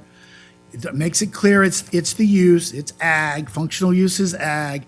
It makes it clear, even though you're developing, that it does not lose its exemption. There's one other thing that was brought up. There was concern about the rule, and Commissioner Daly, the rule is in 63. It's what is it? Homesite assessments, and it's 645. But in the back, in the bottom, Section D talks about the concerns with, and the rule even goes into talking about cropland retirement or rotation program as part of a for-profit enterprise. Moyle Farms is a for-profit enterprise, will qualify to be assessed using the method found in 63-205C. It shall be used as a method. It's ag. It's saying it's ag. The one thing that's been not talked about this whole day, and you understand this, Commissioner Daly, is when you fill out your FSA reports, it's part of a bigger agricultural enterprise. So when I fill them out, it has land in Canyon County. It has land in Ada County. It has land all over, right? They're parcels everywhere, but they're part of a bigger agricultural enterprise. And to say because that parcel was idle for a couple of years, why things were being tied up that it loses its agricultural exemption is not true. Think about when you're driving down the freeway and you see all those pivots where the ends are dry. Does that mean they're all commercial? No. Does it mean they're all developmental land? No. They keep their agricultural exemption. They don't lose it because it's idle. We talked about that earlier. They don't lose it because it's fallow. They don't lose it because, and you know this, Commissioner Daley, just because they don't get paid for it. By the way, those programs qualified under the program because of their corn base that's tied to them, which you're aware of. They still get their agricultural exemption. Now, someday, when that's platted, will it lose its agricultural exemption if you all approve the plat this year? Not if I keep planting corn on it. It's still actively devoted to land. And the statute makes it clear also that when you're talking about land apparent to each other, and I read that to you earlier, a road does not qualify to separate it. If you go out there, you will see there's corn on this side and hay on this side and sweet corn up those lots. The other thing that they don't want to talk about is when you look at those lots, that lake and all that ground is classified as waste under their own rules. And so when you're looking at that, you've got 20.787 acres of waste and 5.88 acres of ag between those three parcels. Let me repeat that. 20.787 acres of waste and 5.88 acres of ag. Let's say you decide that 5.88 acres of ag, that their assessment of 4.357 million is correct. Now, I'm telling you it's wrong, but think about it if it's correct. Divide that 5.88 into that $4.357 million, and you tell me who's going to pay that for that. Now, when the lots are done, maybe they're correct. But right now, you can't do anything with that 5.88 acres other than grow sweet corn, which it has on it. And when that use changes, and someday if there's a plat, and someday if the family decides to sell it, fine. But the statute is clear. The statute says, and I'll read it again so everybody understands, because I think it's important, that for the purpose of this section, the act of platting land actively devoted to agriculture does not, in and of itself, cause the land to lose its status as land actively devoted to ag. Mr. Chairman, Yeah, go ahead. read the last part of that sentence. Please. Thank you, Mr. Chair. It's in section, I'll go to. After agriculture, read the last part of that. 63, after agriculture, it says, for the purpose of this section, the act of platting land actively devoted to agriculture does not, in and of itself, cause the land to lose its status as land being actively devoted to agriculture. What's It's saying- the rest of that sentence, though? If the land otherwise qualifies for the exemption under this section, which it does. I think that's the operative part there, though, if it qualifies, and that's why I was going back to the IDAPA rules and that's why I read. explaining the rotation and all of that. And that's why I read it to you, where it talks about, and it's in D, and it says that crop retirement or rotation program is part of the for-profit enterprise. It does, in the rule, mention for-profit enterprise, will qualify to be assessed using the methods found in that section 63.502.5205C. But the statute's still clear, and the use is still clear. And also, if you want to keep going in that section, also, if you go down to 8A, it says that a boundary or a point, except no area of land shall be considered not continuously solely by reason of a roadway. It's saying that even though there's a roadway between the two fields, it still qualifies for the agricultural qualification. It's not an exemption, it's qualification, agricultural qualification under the assessment purposes.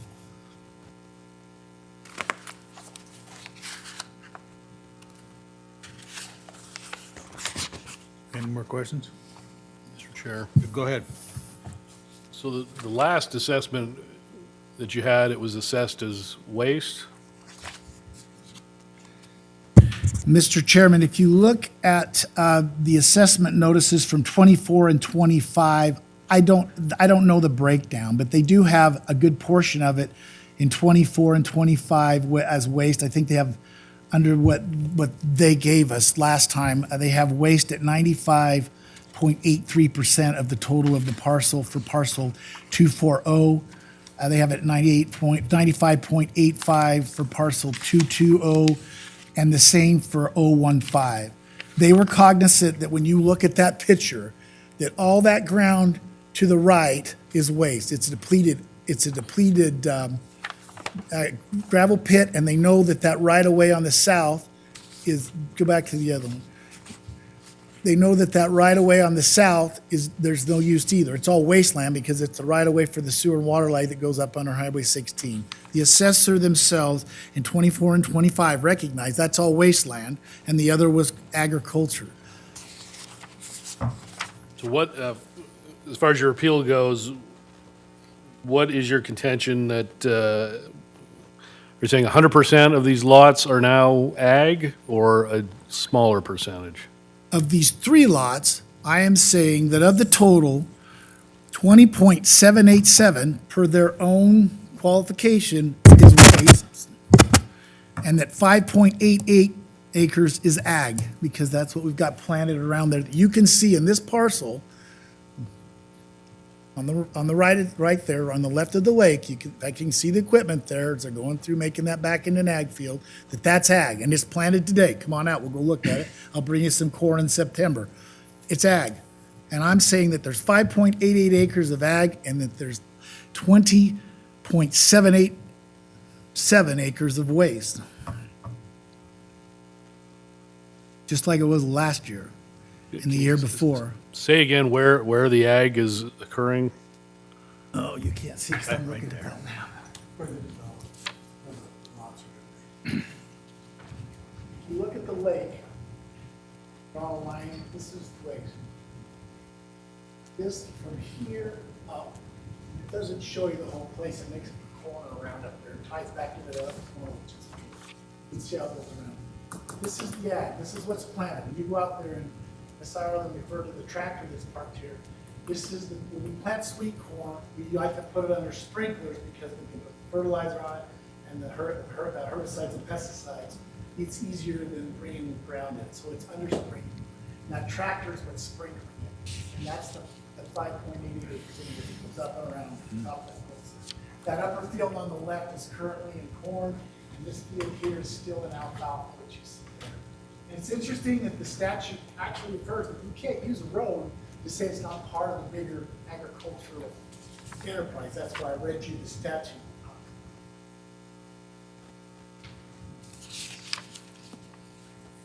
And has, did you have corn there continuously while the gravel pit was in operation, or you just started up again once the gravel was done? Mr. Chairman and Commissioner Davison, we started it back up when they were done. Because before, you had trucks coming in and out of there, so we just left it fallow. If you look in the center, on the center, that picture, well, you can't tell, but there used to be a roadway that came out, and there was, anyways, so they went through it. So it wasn't worth farming because you had trucks going in and out of it. So we just left it fallow. But you didn't have the agriculture exemption while the gravel pit was going on? On that piece. Let me rephrase that. If you look at what they did when the gravel pit's going on in 22 and 23, I don't know what 20 and 21 are, because again, we didn't start digging until I think 20 or 2019 or whatever it was. No, they took the exemption. As the gravel pit started growing, they took the exemption on all of them and turned it into a gravel pit. But once the gravel pit was finished in 2024, that's when they went back to the wasteland, the ag exemption. We sprayed the weeds those 2 years. Then this year we went back in and it's planted. And you can see that from their own pictures, which I thought was interesting because their own pictures make the case that we have kept the weeds down. You can see that on page 12. You can see the early April picture with all the weeds, and then you can see the later picture that was taken on 6 of 23 on the bottom. You can see everything's dead, and then you can see where the tractors come in and clean it up, and it's now planted.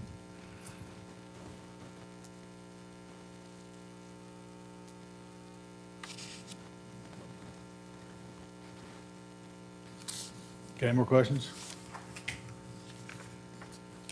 Okay, well, I have a couple of questions, and it occurred to me that that lake, how is that counted as developable property? Well, it's part of the whole subdivision, Chairman.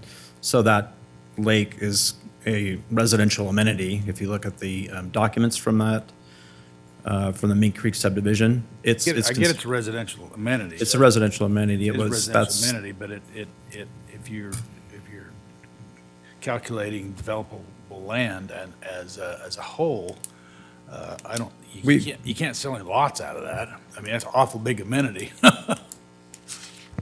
correct. I So agree. It's a very nice amenity. it's an amenity. Excellent amenity. The vast majority, of course, as far as land mass goes into those lots with all of the site improvements that have been put in place, including the road, the concrete used for the sidewalks, the curb and gutter, the hydrants, the lamp posts, the electrical boxes. We got the list of the amenities here, but I'm just trying to get myself. We're viewing all three lots together as an economic unit. It's one economic unit because it is the development. So if you wanted to precisely look at where is the cost to the developer, it's in those lots that will be turned into the residential lots. Okay, I'm just wondering if I were an appraiser, would I appraise that as how many lots are there? 10 lots? There's Nine residential lots. lots. Yeah. So you're saying the lake would be worth 1/9 of the lots because it's an amenity for all the lots? Chairman, if I can maybe clarify. Sure.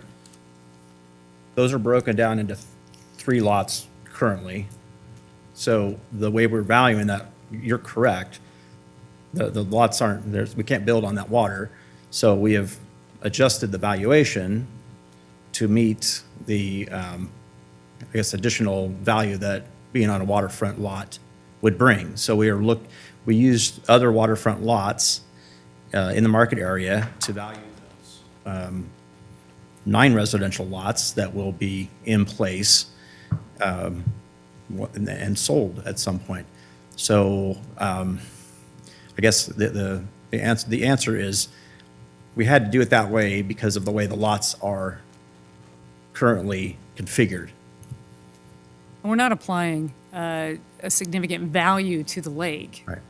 Of course. We're looking at the sales comparison approach of what perhaps lots will sell for that are waterfront out there. And then we're discounting it significantly because the plat is not recorded and we're just have it in development ground. So again, the valuation of these 3 main parcels in the northern area of the Moyle property, it's the development ground as raw ground development, plus the cost of site improvements added to the value of the raw ground. It's the summation of the 2 tangibles. So the raw land itself plus the site improvements equals the total value. And the raw land would be 5.8 acres, correct?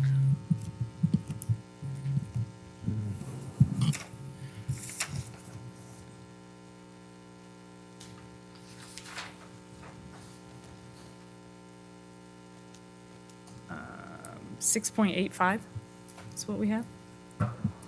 85. And Ms. Morrow just said it was 5.8. Am It's I wrong? 5.8. She's including the waste stuff around the edges of the lake to come up with it because the lake's at 20. I don't know.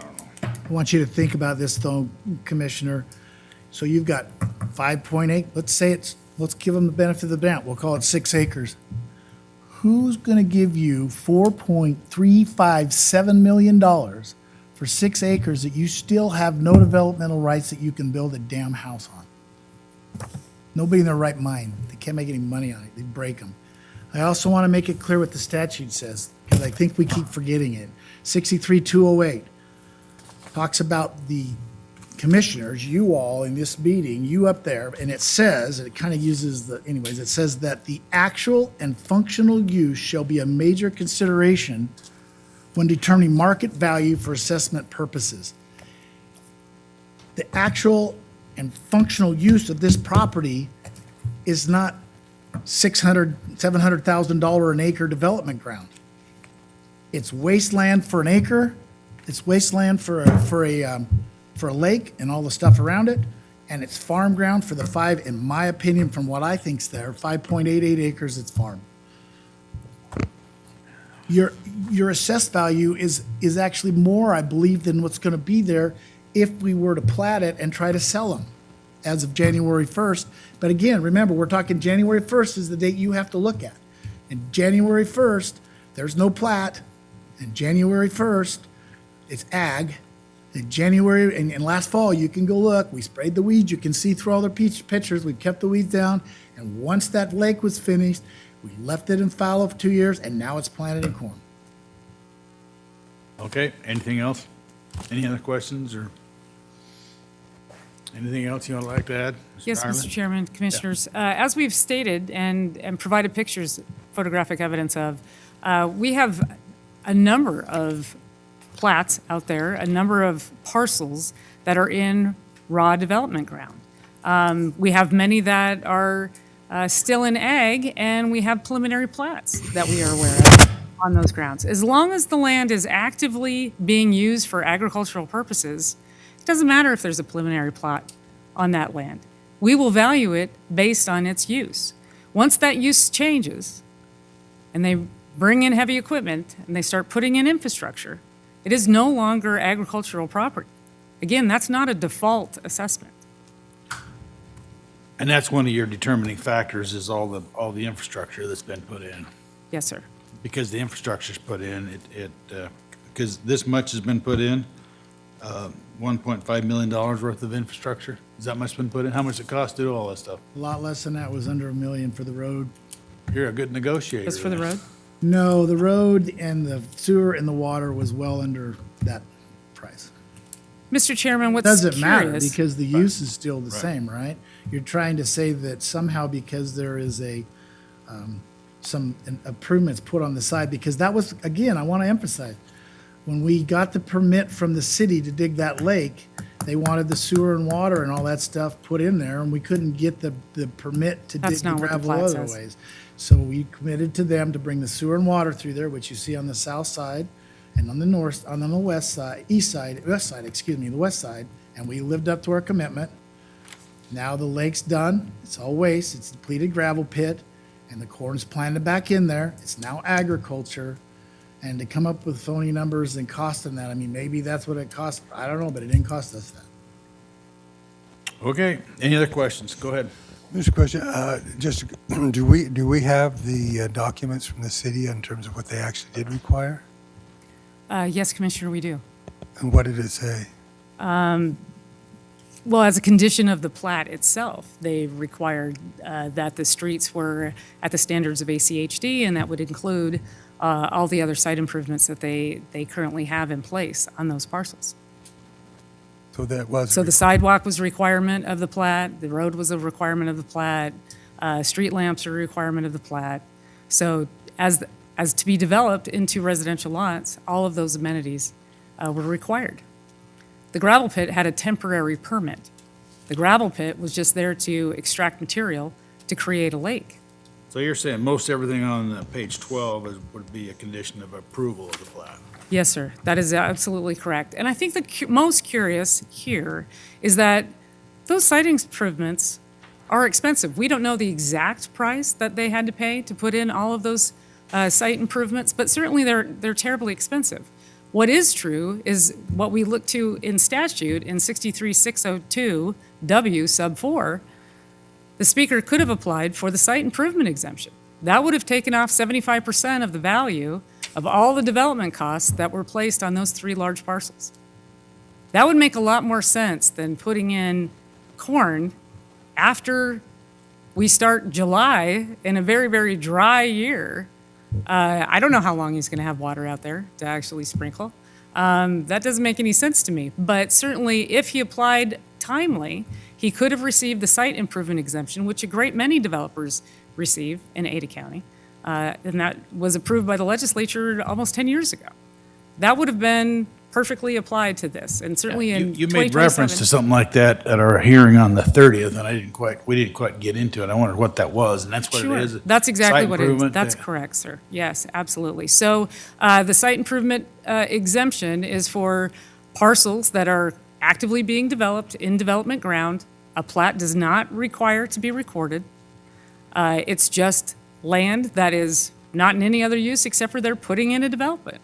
And they're applying and putting in new site improvements, such as roads, such as curbs and gutters, electrical boxes, all the things necessary for a development. And during that holding period, that land is considered builder inventory. That's what that exemption is for. So as builders are holding on to this land and going through this transitional period, which is very expensive, they could apply for that exemption, which discounts the value from market value to down to only 25% of market value if they file timely for that exemption. I'm not exactly sure why the Moyle family did not apply for that. That makes perfect sense.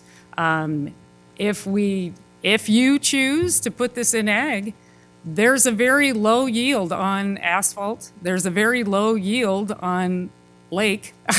So there's really not a great amount of space that's going to be utilized to ag, even though he planted it long after the lien date of 1/1/2026. It would have been much better for him to have applied for the site improvement exemption. He completely missed the deadline for that.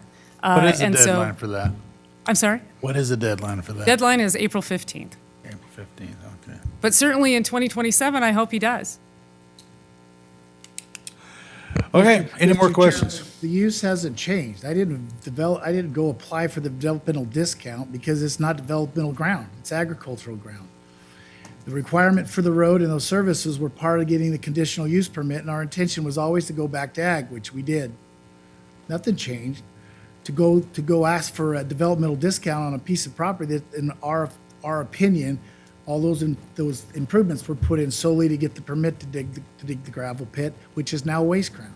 So now to come in and try to say that waste ground is worth $4.37 million, $4.357 million is insane to me.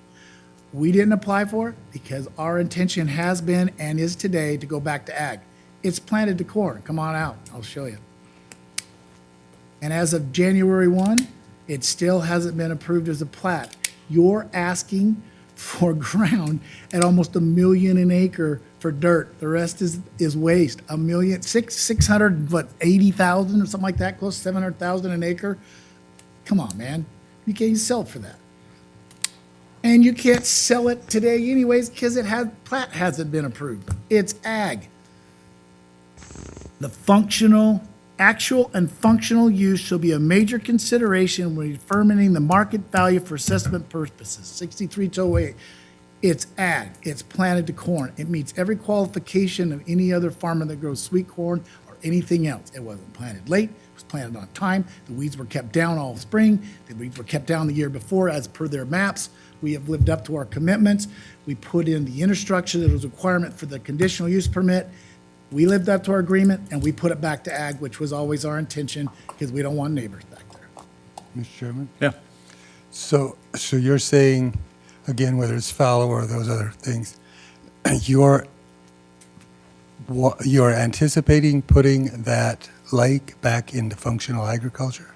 Mr. Chairman and Commissioner Daley, no, because it's waste ground now. I can't. But I am putting the ground and intend to keep the ground to the west, the dirt, into the agriculture as it is today, to keep the agriculture exemption, and we'll see what happens in the future. It's not platted, and I think it's important to remember that. Actual and functional use, and then in 604, and we talked about this a minute ago, for the purposes of section, the act of platting land actively devoted to agriculture does not in and of itself cause the land to lose its status as ag being actively devoted to agriculture. We referred back to If the rule it which we talked applies, about. the rest of that sentence.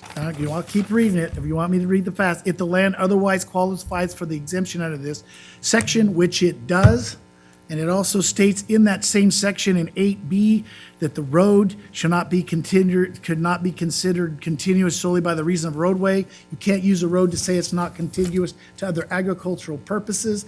If you look at their own map, that's a cornfield. It meets the qualifications all the way through, including the rule, which I read to you a minute ago. You, Mr. Commissioner Daley, were the director of FSA for quite a while. You know this stuff. That ground gets left fallow sometimes for years. It doesn't have to be in a program to collect money like Mr. Ireland says to be that way. We move it around. That's how it works, and you know that. And she is right, you consolidate it based on water. The interesting thing about this parcel, she was talking about the water issue is, oh, I don't know if you noticed, there's a 20-acre lake. There's plenty of acres of water right there to take care of 6 acres of sweet corn for 2 months. But also, all of those programs require actively engaged in agriculture for an extended, whether it's 2 out of the last 5 years or 5 out of the last 10 years, or there are requirements for agriculture still, just like the state code does. There's a requirement for agriculture, and I guess and this is another question for you. So if you're saying because that's an easement for sewer, water, or whatever. Now you're talking on the southern part. Yeah, just as a comparison, that has no value. I have an easement on my back. Yeah, you're saying every easement in the county for gas, water, electricity shouldn't be taxed? Mr. Chairman and Commissioner Daley, if you look at the size of that easement, it's a narrow strip on the bottom. And it does, like Miss Ireland talked about, encompass part of the lot. She's correct about that. But you can't build over that easement in your backyard. You can't build over the sewer or water or a ditch or anything. But I still get taxed for it. You get taxed for it, you're right, but it's part of your parcel. This parcel, you can't build on it. You can't build on it. You can build on the parcel to the north of that piece, but you can't build where Miss Ireland's talking about, maybe just a little bit of it, because you got a ditch, you got an underground ditch, you got a sewer line, you got a water line, all encompassed in that road that you can see if you look at that map that goes all the way up to Highway 16. You are right, it's there and you own it, but you can't build on it. Right, I understand that, but you still own it and it still has value, and so you still get taxed on it. But I guess back. So, and I'm agreeing with that, Mr. Commissioner, but the value is wasteland because you can't do anything with it on the bigger parcel. Remember, that parcel is a long, narrow parcel all the way through. It has, I can't go put a house on it. It has value, though, but you indicated that it didn't have any value. It does have value, it's just a matter of the question of the value. But I guess back to the other question in terms of the percentage, back to what I was saying before, even with the land on the south, it's returning it to agriculture. And this whole 48 acres is never going to be returned to agriculture. Mr. Chairman, exactly right. And the same is with the parcel to the east, to the west of this, which you can see the corner of in the map. That lake today, and you ruled on that one before, is still considered waste today. And you have it appraised at $1,000. I'd make the case in the old days, you as Ada County, it was waste, it wasn't taxed, but that's okay. We haven't complained about $1,000 an acre. And you already do that on that farmland to the west of that. The lake is waste, the ag is ag. You're already doing that. You're doing the same thing to the parcel that's to the west of this parcel. We're asking for nothing different, to tax it the same way. Ag for the piece that's in corn, waste for the piece that's water that you can't do anything with because it's waste. I think, and I need to look it up, there may be a rule or a statute on that. I think there used to be, I don't know, I haven't worried about it because it hasn't been an argument with the BOE for many years. It's always been assumed that a depleted gravel pit is waste. It's $1,000 an acre. I think you do that throughout the whole county. So we haven't argued that with you because that's what it is. This is a question for the assessor's office. On those other on those comparable properties or any other place where they have water amenities, how do we assess the value there? Because we have them all over the county where you have water amenities and the adjacent land is increased in value, but how is the amenity itself taxed, assessed? I can answer on that. The water itself is usually. Yeah, the amenity is, because there are amenities all over in developments. Exactly. So if you look at what's up on the screen right now, page 21, the actual land itself will usually have a premium put on the land that we see with post-sales analysis that show those sell for higher. And they range typically around 50% of a standard lot. The amenity itself, once it's platted, is usually common area. So it will have zero value because it's platted, a recorded plat of 259. That's how they usually are. So it's a common area that doesn't have, isn't given an assessed value. Yeah, the amenity isn't going to have The amenity. value, right? Well, we could look at paired sales analysis, and lakefront property sells for a great premium in Ada County. And so you would basically effectively encompass whatever value would be attributed to that water feature is on the land that's going to be buildable. These lots eventually will have luxury homes. They're very large residential lots on a private lake. The value is there in the land that we see here.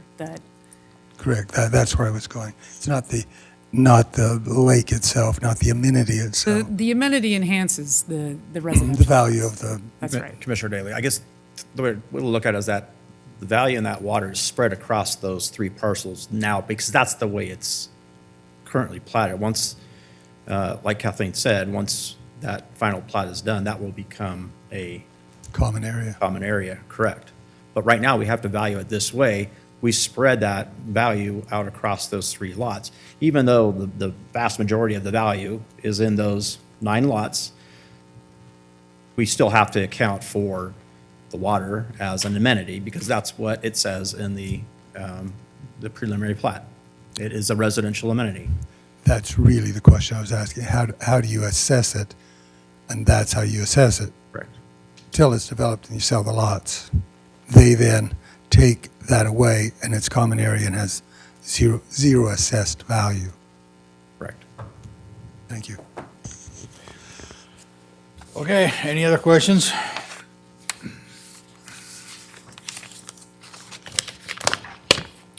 Well, here we are. What is the pleasure of the board? I get the impression, no matter what kind of a decision we make, it's going to be in front of the Board of Tax Appeals. And so we need to take that into consideration, I think. And so, what do you say? Mr. Chairman, Yeah. and we've given this way more discussion than we normally do for that very reason. We usually give it to the Board of Tax Appeals because they have more time to deal with it. And we haven't, we still haven't had enough time to totally deal with this either. I don't think so. I guess I'm inclined to go with the assessor's opinion on this so that these nuances those questions I just asked actually are relevant to the equation as well. And we don't have the expertise or et cetera to deal with this. So I'm inclined to go with the assessor's evaluation on these pieces, and then give the Board of Tax Appeals the ability to go into more time. And quite frankly, this, as the Moyles have indicated, has more implications than just this property we're dealing with right now, which is part of my concern is, and quite frankly, I think that's what Mr. Moyle said as well. His concern is the implications, broader implications, not just what we're dealing with in this particular case.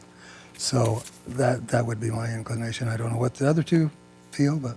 You got anything to say, Commissioner Davids? Well, I guess I'm wondering if the board goes that direction with the assessor's original evaluation. I guess the more pertinent issue is what designation it's going to be, because if the board goes with the assessor's designation, I guess there's still a question of, well, did they value that the chunk at the bottom with the easement there? They're looking at that as buildable land, where the appellant presented evidence that it's not buildable, and so is that, if we go with the assessor's designation, should it still be modified because that land may be not buildable? I think that's a relevant question, but I think it's going to be in the broader question. It's going to be in another forum regardless, no matter what we do with that little piece.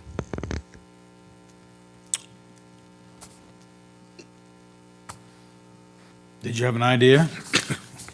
No, I have no idea what it would be valued at if it wasn't, if it's not buildable. I guess the argument is more, again, we're looking at use, agriculture, current use. I guess is the deciding factor use as of January 1st. And then going over that statute that we've been cited to, the fact that this land didn't have the agricultural exemption for the last couple of years, does that factor into saying that the current use didn't, it hasn't been continuous in the last couple of years? Is that something that you're looking at? Yeah. Well, are you going to make a motion?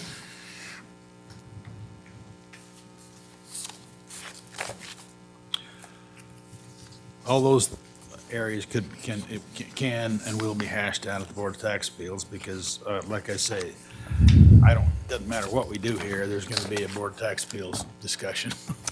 I move that the Board of Commissioners sitting as the Board of Equalization uphold the assessor's evaluation on parcels number S0409428015 and S0409428220 and S0409428240, and authorize the chair to sign the documents on behalf of the board. Okay, is there a second to the motion? You gonna second the motion? Okay, I'll second the motion. All right, all in favor, say aye. Aye. Aye. Okay. Any opposed? All right, well, thank you. We've been here, what, 2.5 hours now? Let's do our 15 minutes. Yeah, we're getting a, I'd love to meet you guys, but not like this. right, I get it. Well, There's a voluminous record for appeal then, if that's the oh yeah, direction anybody you'll get wants to go. another big bite of the apple. Plenty of room. We'll be Thank just you. fine. There's Thank you. You did a great job. fun. Both sides. Yeah. I want to keep that because I'll need that. Okay. Let's fix this.